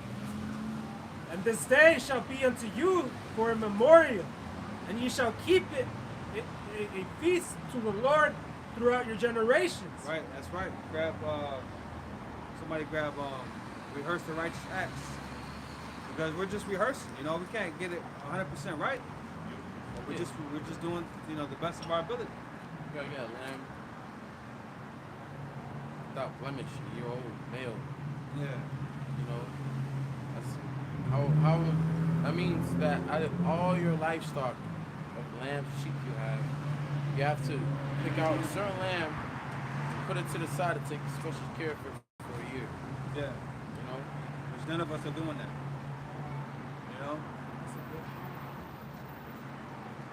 Anybody got it? Nobody got it? Yeah, what was that? Joshua 5, right? This is Judges 5 and 11. Judges 5. It says, they that are, Judges 5 and 11, they that are delivered from the noise of the archers in the place of drawn water, Place of drawn waters represents captivity. Go ahead. there shall they rehearse the righteous acts of Yahweh Ba'ashem Yahushai, Yeah, was that it? even the righteous acts toward the inhabitants of his villages in Israel. Then shall the people of the Lord go down to the gates. Right, so we're rehearsing the righteous acts. Okay? Yeah, we're in captivity. In captivity, you cannot keep it 100% perfect. Right. But it's about the intention, right? Right. Go ahead, Al. It's back in Exodus 12 and 14. And this day shall be unto you for a memorial, and ye shall keep it a feast to the Lord throughout your generations. You shall keep it a feast by an ordinance forever. 7 days shall ye eat unleavened bread. 7 days so you eat unleavened bread. So brothers, remember that, man. Take the yeast out your house, bread out your house, all of that. For 7 days. You cannot eat yeast. Go ahead. 7 days shall ye eat unleavened bread. Even the first day ye shall put away leaven out of your houses. For whosoever eateth leavened bread from the first day until the 7th day, that soul shall be cut off from Israel. That sounds very solemn. Go ahead. Verse 16. And in the first day there shall be an holy convocation, and in the 7th day there shall be an holy convocation. To you no manner of work shall be done in them. Right. Once again, we're in captivity, right? Yep. So brothers gotta go to work doing these days. Go ahead. It says, save that which every man must eat. So like it, no manner of work shall be done in them, save that which every man must eat, that only may be done of you. And ye shall observe the feast of unleavened bread, for in the same day have I brought your armies out of the land of Egypt. Therefore shall ye observe this day in your generations by an ordinance forever. In the first month, on the 14th day of the month, at even, ye shall eat unleavened bread until the 20th day of the month of even. 7 days shall there be no leaven found in your houses. For whosoever eateth that which is leavened, even that soul shall be cut off from the congregation of Israel, whether he be a stranger or born in the land. Ye shall eat nothing leavened in all your habitations, shall ye eat unleavened bread. Then Moses called for all the elders of Israel, and said unto them, Draw out and take you a lamb according to your families, and kill the Passover. Okay. This is verse 22. And you shall take a bunch of hyssop, and dip it in the blood that is in the basin, and strike the lintel and the 2 side posts with the blood that is in the basin. And none of you shall go out at the door of his house until the morning. For the Lord will pass through to smite the Egyptians.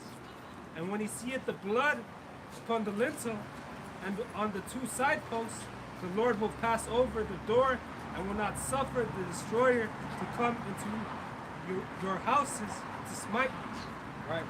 Can we get that Ezekiel now? All right, because that was symbolic. I mean, in that time, actual blood, but this time it represents the blood of Yahweh, blood of the Lamb covering you. Ezekiel 9:4. You can break it down, bro. The Lord said unto him, Go through the midst of the city, through the midst of Jerusalem. And Jerusalem is referring to you so-called Negroes, Latinos, Native Americans, and Seminole Indians. Are you Israelites? You represent Jerusalem, not the people who are today that are currently inhabiting that land. It says, and set a mark upon the foreheads of the men that sigh and not cry for all the abominations that be done in the midst thereof. When you go into the word mark, it breaks down to the exemption, or exemption from judgment. The Hebrew word being tawah, okay? And the ones that are going to have this mark, which is a completely different mark from the Paragma, all right? The ones that are going to have this mark are the elect, okay? That when these angels, when these dead angels, when they come down and do their thing, all right? When they see someone that has that mark, that judgment is going to pass over them, man. All right, because we're going to be in the midst of all this chaos, man. You may be somewhere and shit happens, and then bullets are flying. See one person die from the left, one person drop dead to the right, but you're still able to escape. Why? Because you have that mark, you have that tawah. Okay, you're exempt from the judgment that is to come. So it says, it said a mark upon the foreheads of the men that sigh, not a cry for all the abominations that be done in the midst of it. Right? Who's really sighing and crying but us? Okay? Who's really sighing and crying? Who's really vexed with the wickedness that goes on in this place, man? Or us. Alright, and the Lord sees that. He hears our cries. It says, verse 5, and to the others he said in my hearing, Go ye after him through the city and smite. Let not your eyes spare, neither have ye pity. The others represent the 2/3 of our people, the ones that are destined to be destroyed in the land of America. Okay, if you don't have that mark, you're completely through, man. You're effed. Okay, whether you die by famine, whether you die by pestilence, whether you die by the sword, whether you die by these evil beasts. Okay, and the fowls of the air. I said evil. Wild beasts, or the fowls of the air, man. Okay, because the Lord got judgment coming for His people, man. The ones that hear this word and refuse to repent. Okay? It says, verse 6, Slay utterly old and young, both maids and little children, and women, will come not near any man upon whom is the mark in the beginning of my sanctuary. Then they begin at the ancient men which were before the house. Right, so slay utterly old and young. Okay? It don't matter if you're a woman, a young child, an old individual. If you don't have that mark, Okay? You're going to be slain out here. Okay? That mark ultimately represents the blood of Yahweh Shai. Right. Because the same blood that was put on the doorpost, it's the same representation back then to now. Yeah, precept. It's 1 Corinthians 5 and 7. It says, "Purge out therefore the old leaven, that you may be a new lump, and as you are unleavened, for even Yahweh Shai, our Passover, is sacrificed for us. Therefore let us keep the feast, not with old leaven, neither with the leaven of malice and wickedness, but with the unleavened bread of sincerity and truth." Okay, so Yahweh Shai is truly our Passover. We need to warn that, not to eat it unworthily. Because you got a lot of Jake that's gonna. That's a different. You got a lot of Jake that's gonna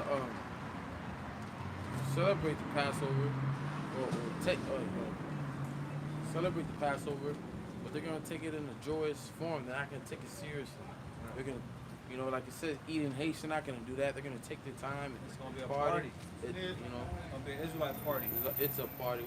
It's going to be an Israelite party, and the fact that they don't even believe in Yahweh Shai. They don't believe Yahweh Shai was the son of Yahweh. Okay, they don't believe he's deserved to be worshipped, but yet he is the Passover.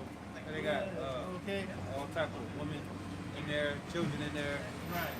women on their periods. Yeah. You know what I'm saying? Yeah, It's unclean. At Yahweh Shai's Passover, there was no women.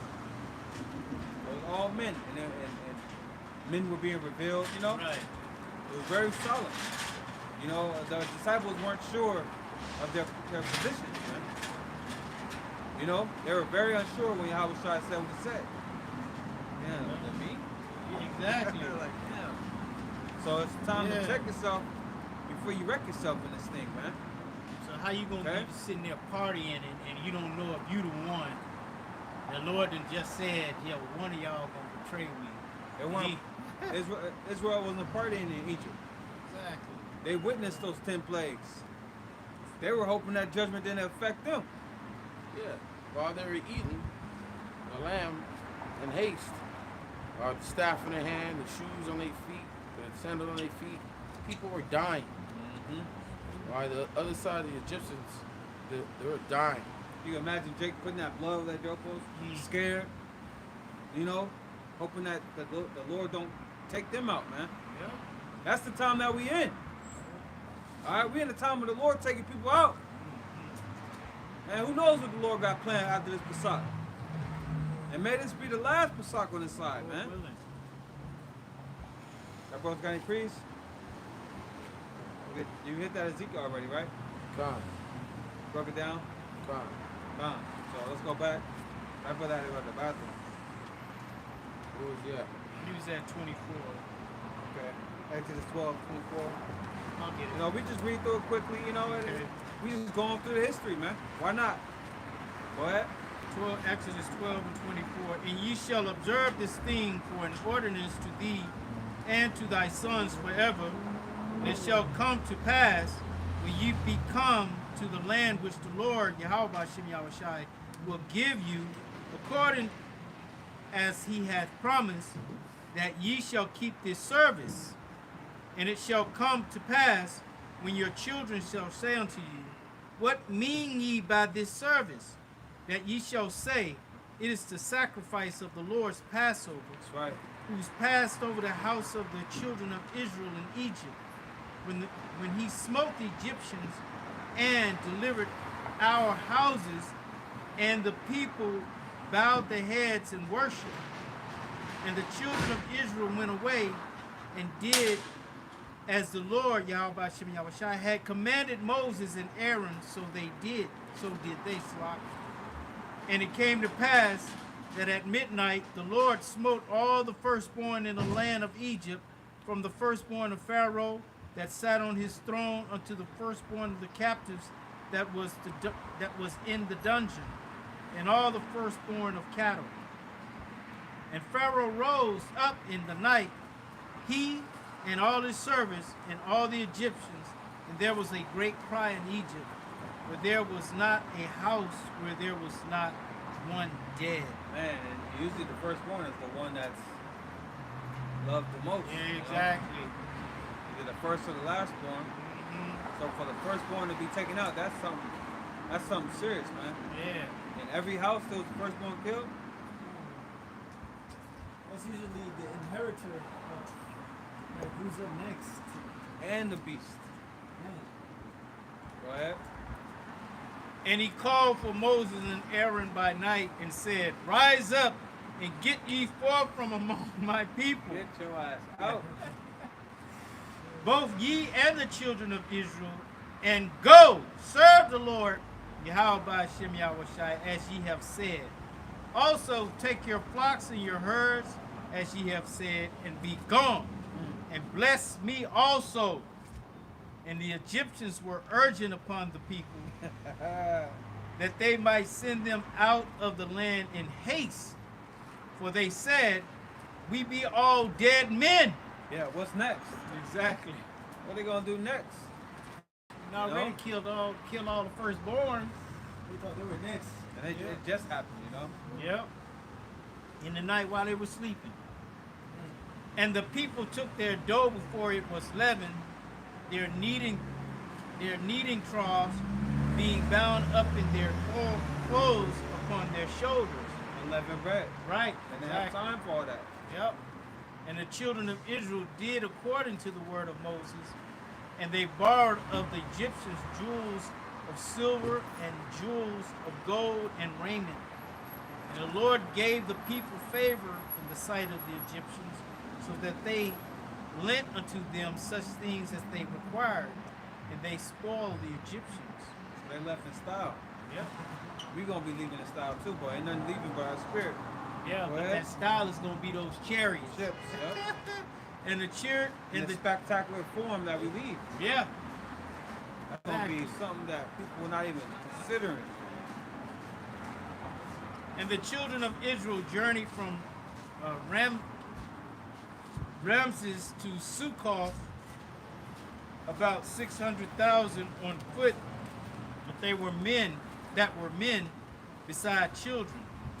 And a mixed multitude went up also with them, and flocks and herds, even very much cattle. They baked unleavened cakes of the dough which they brought forth out of Egypt, for it was not leavened, because they were thrust out of Egypt and could not tarry, neither had they prepared for themselves any victory. Now the sojourning of the children of Israel who dwelt in Egypt was 430 years. Included the time. That was it. It's time to leave. So there was a set day that the Lord had prepared for them to leave Egypt. And there's a set day that the Lord has prepared for us to leave America, man. Yeah, but only He knows. Yeah, only He knows, man. He may know the day, no hour. Yeah. All right, go ahead. And it came to pass at the end of the 430 years, even the selfsame day, it came to pass, that all the hosts of the Lord went out from the land of Egypt. It is a night to be much observed unto the Lord for bringing them out of the land of Egypt. This is that night of the Lord to be observed of all the children of Israel in their generations. And the Lord said unto Moses and Aaron, This is the ordinance of the Passover. There shall no stranger eat thereof, but every man's servant that is brought for money, when thou hast circumcised him, then shall he eat thereof. A foreigner and an hired servant shall not eat thereof. In one house shall it be eaten. Thou shalt not carry forth out aught of the flesh abroad out of the house, neither shall ye break a bone thereof.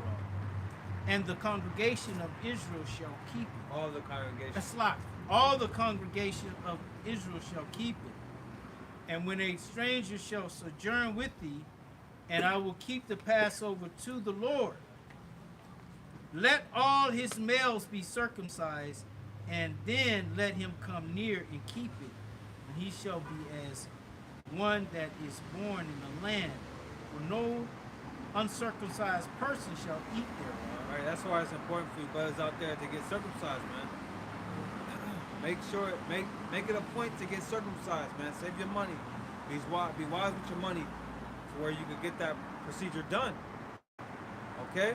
Or you could go the medical route and try for Moses. Ah, save you, man. Yeah, for Moses. I got it done. Oh, I man. don't have to pay nothing. Either way, man. Whatever way you could get it done, get it done. That's the point. All right. That's part of our customs. Go ahead. One law shall be to him that is homeborn, and unto the strangers that sojourneth among you. Thus did all the children of Israel, as the Lord Yahweh Shem Yahushai commanded Moses and Aaron, so did they.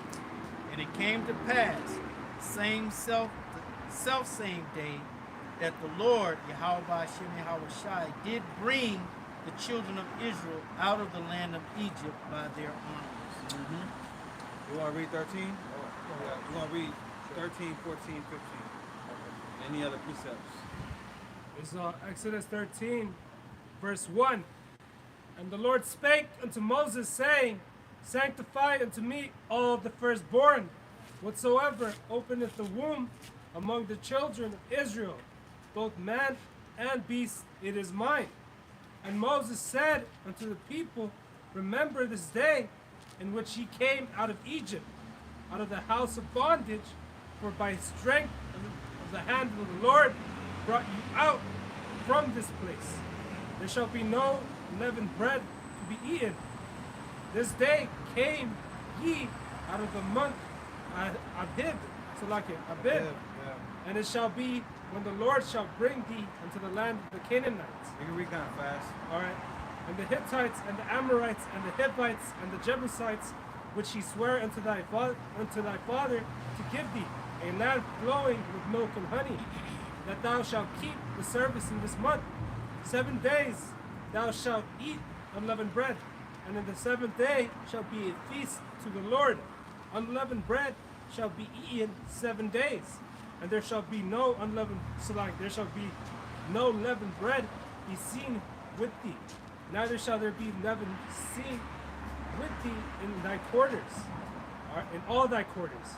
And thou shalt show thy son in that day, saying, This is done because of which the Lord did unto me when I came from the out of Egypt.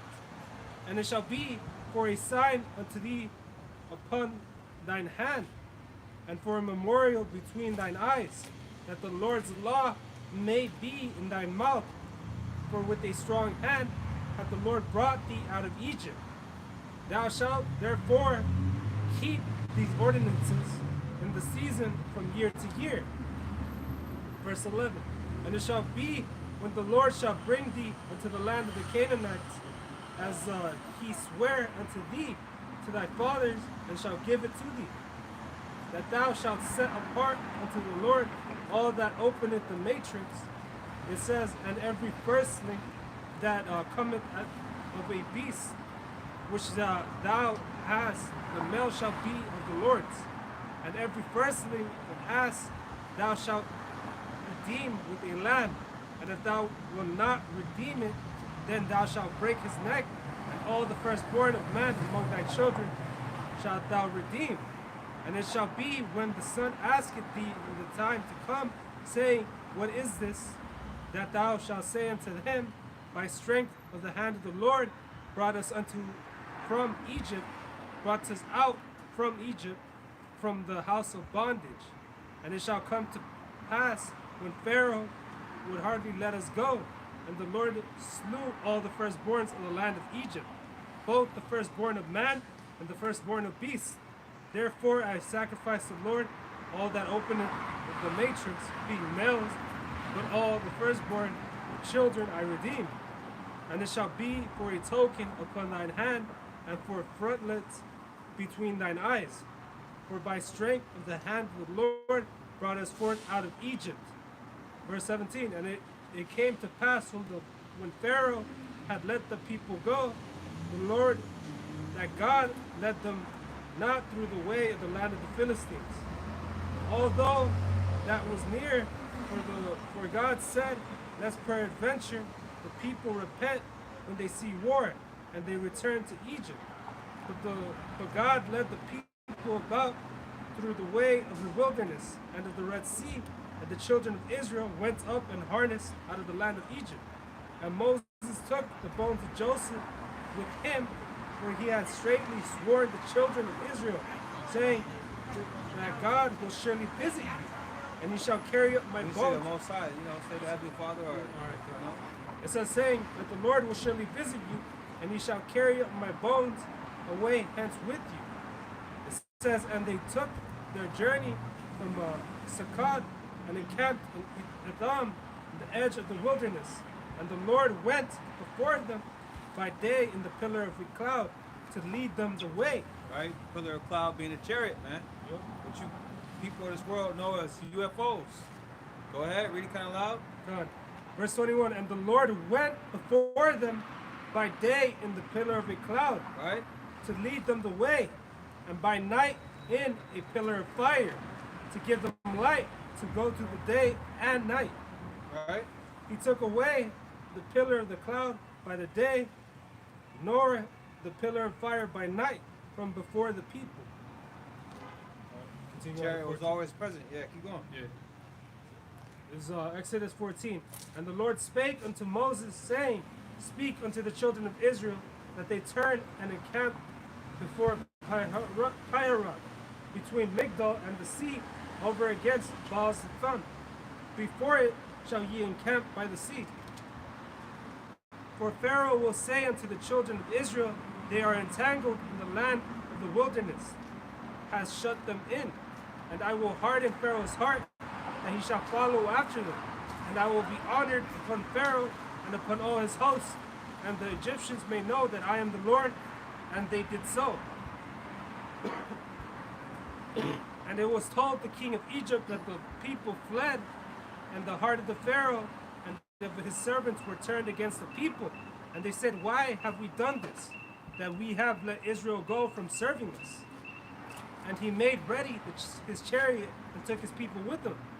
And he took 600 chosen chariots, and all the chariots of Egypt, captain over every one of them. And the Lord hardened the heart of Pharaoh, the king of Egypt, and he pursued after the children of Israel. And the children of Israel went out of the high hand.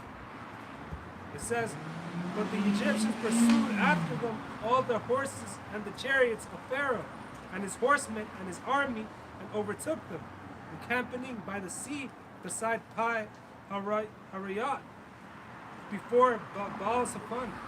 It says, And when Pharaoh drew nigh, the children of Israel lifted up their eyes, and behold, the Egyptians marched after them, and they were sore afraid. And the children of Israel cried out unto the Lord. Right, like the Lord brought them this far to die, man. That's madness. Okay, and we have to remember that too when all these things begin to happen. The Lord didn't bring us this far to just drop us off, man. Right. You gotta trust the process, man. Have faith. All right, come on, bro. No one of these shall fail. Yeah, man. If the judgment's happening, the salvation is gonna happen too. If the wrath is there, the mercy's there too. Go ahead. Verse 11. And they said unto Moses, Before there were no graves in Egypt, hast thou taken us away to die in the wilderness? Wherefore hast thou dealt thus with us to carry us forth out of Egypt? Show no faith. It says, Is not the word that we did tell thee in Egypt, saying, Let us alone, that we may serve the Egyptians? And that's all our people want to do. They want to do it in that time, and they want to do it now. They want to serve these fucking Edomites. They want to be slaves, man. They cool with America. They like it here, man. That's why the Lord ain't saving a bunch of our people, man. The majority of our people gotta die, man. Straight up. Majority of these so-called Negroes, you Latinos, you Native Americans, gotta die, man. Go ahead. It says, Let us alone, that we may serve the Egyptians. For it had been better for us to serve the Egyptians than that we should die in the wilderness. Black ass people, man. Go ahead. Yep. And Moses said unto the people, Fear ye not, stand still, and see the salvation of the Lord, Right? which he will show to you which he will show to you today. For the Egyptians whom ye have seen today, ye shall see them again no more forever. The Lord shall fight for you, and ye shall hold your peace. All right, so the Lord gonna fight for us when Esau Edom calls himself coming up against us, man, and actually physically touching us. The Lord gonna fight for us, man. You gotta know it, man. Go ahead. Verse 15. And the Lord spake unto Moses, Wherefore criest thou unto me? Speak unto the children of Israel that they go forward. But lift thou up thy rod, and stretch out thine hand over the sea, and divide it. And the children of Israel shall go on dry ground through the midst of the sea. And behold, I will harden the hearts of the Egyptians, and they shall follow them. And I will get me honor upon Pharaoh, and upon all his hosts, upon his chariots, and upon his horsemen. And the Egyptians shall know that I am the Lord, when I have done me honor upon Pharaoh, upon his chariots, and upon his horsemen. And the angel of the Lord, which went before the camp of Israel, removed and went behind them, that the pillar of the cloud went from before their face and stood behind them. And it came between the camp of the Egyptians and the camp of Israel, and it was a cloud and darkness to them, but it gave light by night to these, so that the one came not near the other all the night. So we have protection, man. All right, we got protection now. Go ahead. Verse 21, and Moses stretched out of his hand over the sea, and the Lord caused the sea to go back by the strong east wind, and all that night had made the sea dry land, and the waters were divided.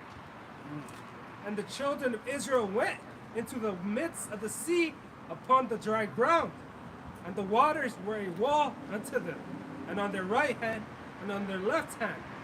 And the Egyptians pursued and went in after them to the midst of the sea, even all of Pharaoh's horses and his chariots and his horsemen. And it came to pass that in the morning watch the Lord looked unto the host of the Egyptians through the pillar of fire and of the cloud, and troubled the host of Egyptians, and took off their chariot wheels, that they drave them heavily, so that the Egyptians said, Let us flee from the face of Israel, for the Lord fighteth for them against the Egyptians. Right, the Lord fought, man. It's gonna be no different in this time, man. All right, nobody expected the Lord to split the sea, man. You know, so you gotta expect the unexpected with the Lord, man. Nothing impossible.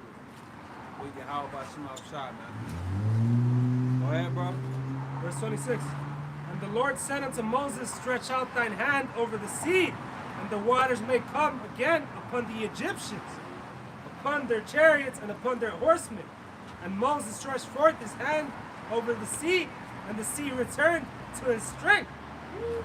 And when the morning appeared, and the Egyptians fled against it, and the Lord overthrew the Egyptians in the midst of the sea.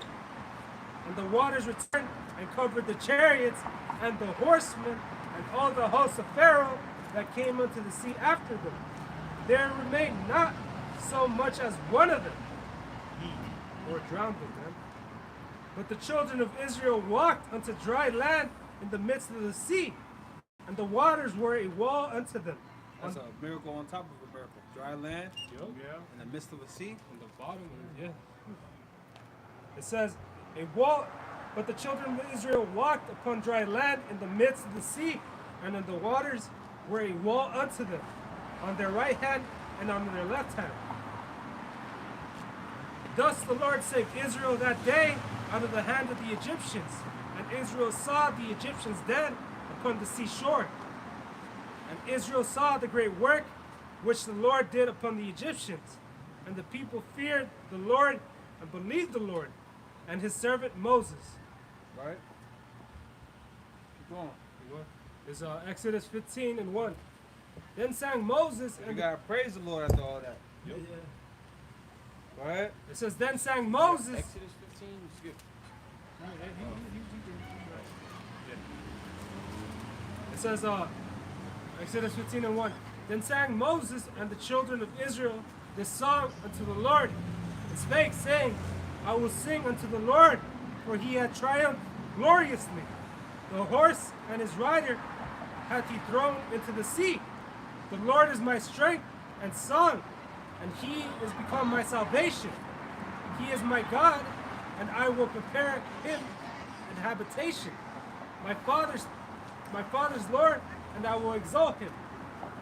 The Lord is a man of war. The Lord is his name. The Lord Yahweh is his name. Pharaoh's chariots and his host hath he cast into the sea. His chosen captains also are drowned into the Red Sea. The depths have covered them. They sank into the bottom as a stone. Thy right hand, O Lord, has become glorious. In power, thy right hand, O Lord, hath dashed into pieces the enemy. And in the greatness of thine excellency, thou hast overthrown them and rose up against thee. It says, thou sentest forth thy wrath, which consumed them as stubble. And with the blast of thy nostrils, the waters were gathered together. The flood stood upright, and as a heap, and the depths were congealed in the heart of the sea.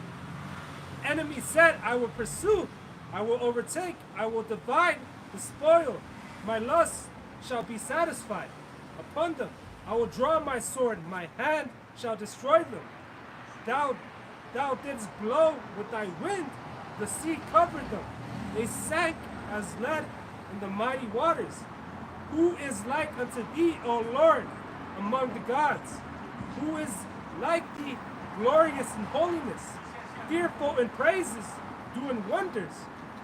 Thou stretchest out of thy right hand, the earth swallowed them. And the Egyptians, they followed us to kill us. Yeah. You know? And the Lord defended us. The Lord baited them. Yeah. It says, verse 13, thou in thy mercy hast... Read to 16, bro, and then we'll end it. Okay.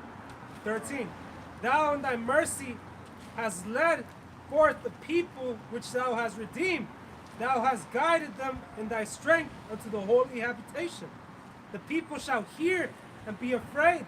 Sorrow shall take hold on the inhabitants of Palestine. Then the dukes of Edom shall be amazed. The mighty men of Moab, trembling, shall take hold upon them. All the inhabitants of Canaan shall melt away.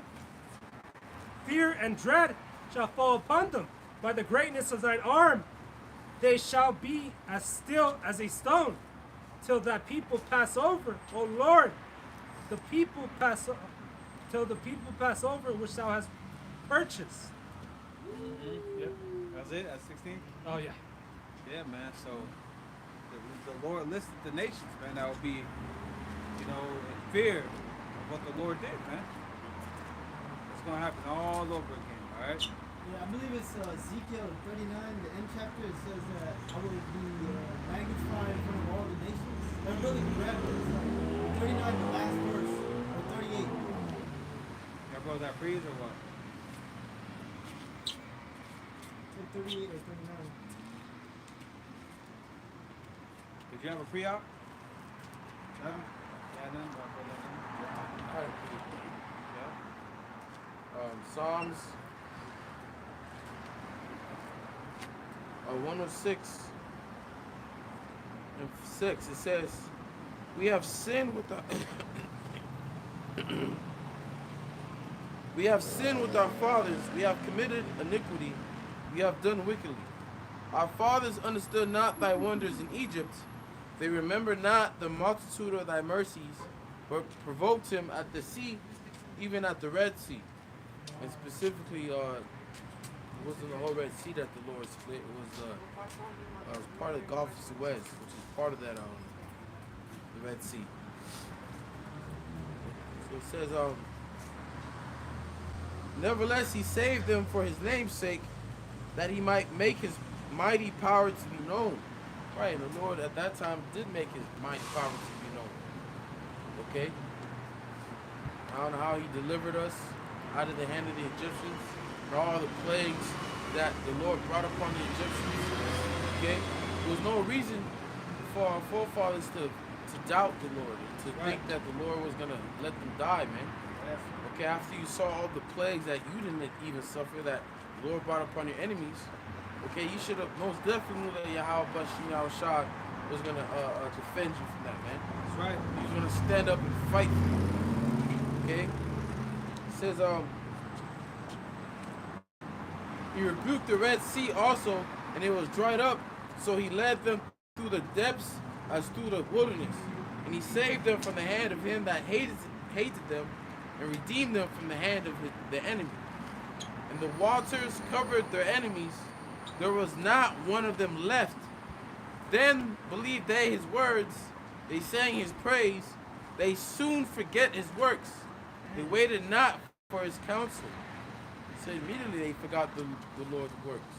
All right, they thought the Lord brought them to the wilderness to die after all the things that they just went through, man. Sound like some shit a woman would say. You gotta understand, that should have been a major. The Red Sea or the Gulf of Suez splitting, and you were able to walk on that dry land, seeing the fishes and whales like you're in an aquarium or something. That's showing that the Lord is trying to save you, Right. not kill you. What about not being affected by the plagues? Those. What about your cries being heard? But when here it is, when the Lord make the move, you ain't ready for it. That should have been a major faith booster right there. But it was to Moses. Right. It was to Joshua. It was to Caleb. You know, and it's going to be for us.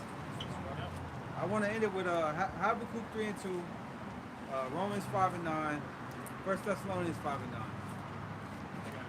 Go ahead. This is Deuteronomy 2 and 25.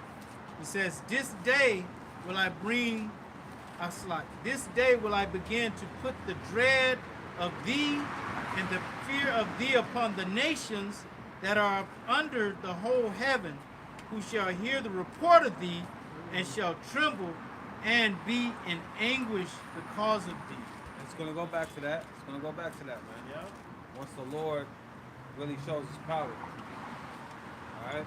Somebody grab Habakkuk 3 and 2.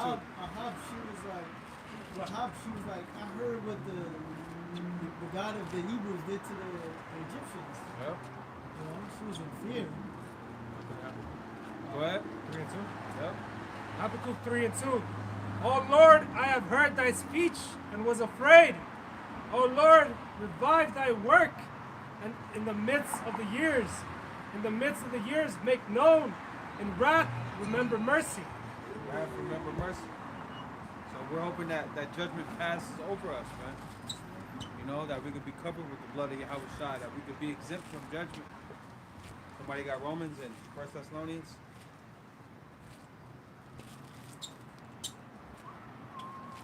Romans 5 and 9. Romans 5 and 9, it says, 1 Thessalonians 5. Romans chapter 5 verse 9. Much more then, being now justified by his blood, we shall be saved from wrath through him. Read again. Romans 5 and 9.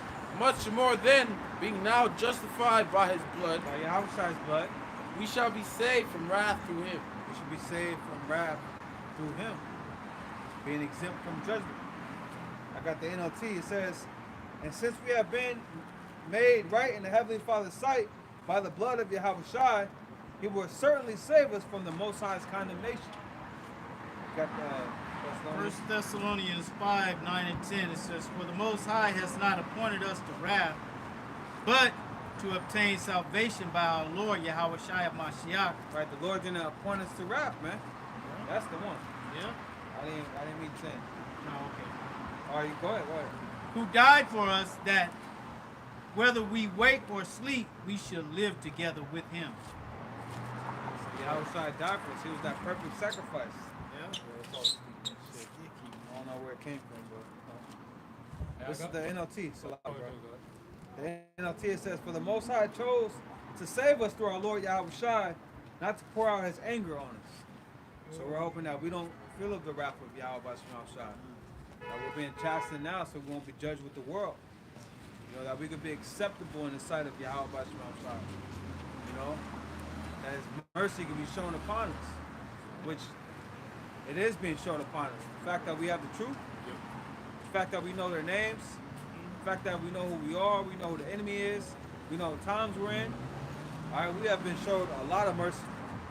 And may Yahweh Shema shall continue to show mercy upon us and all the rest of the Lord's elect out there. Lord's will rub that number. Go ahead, Ak.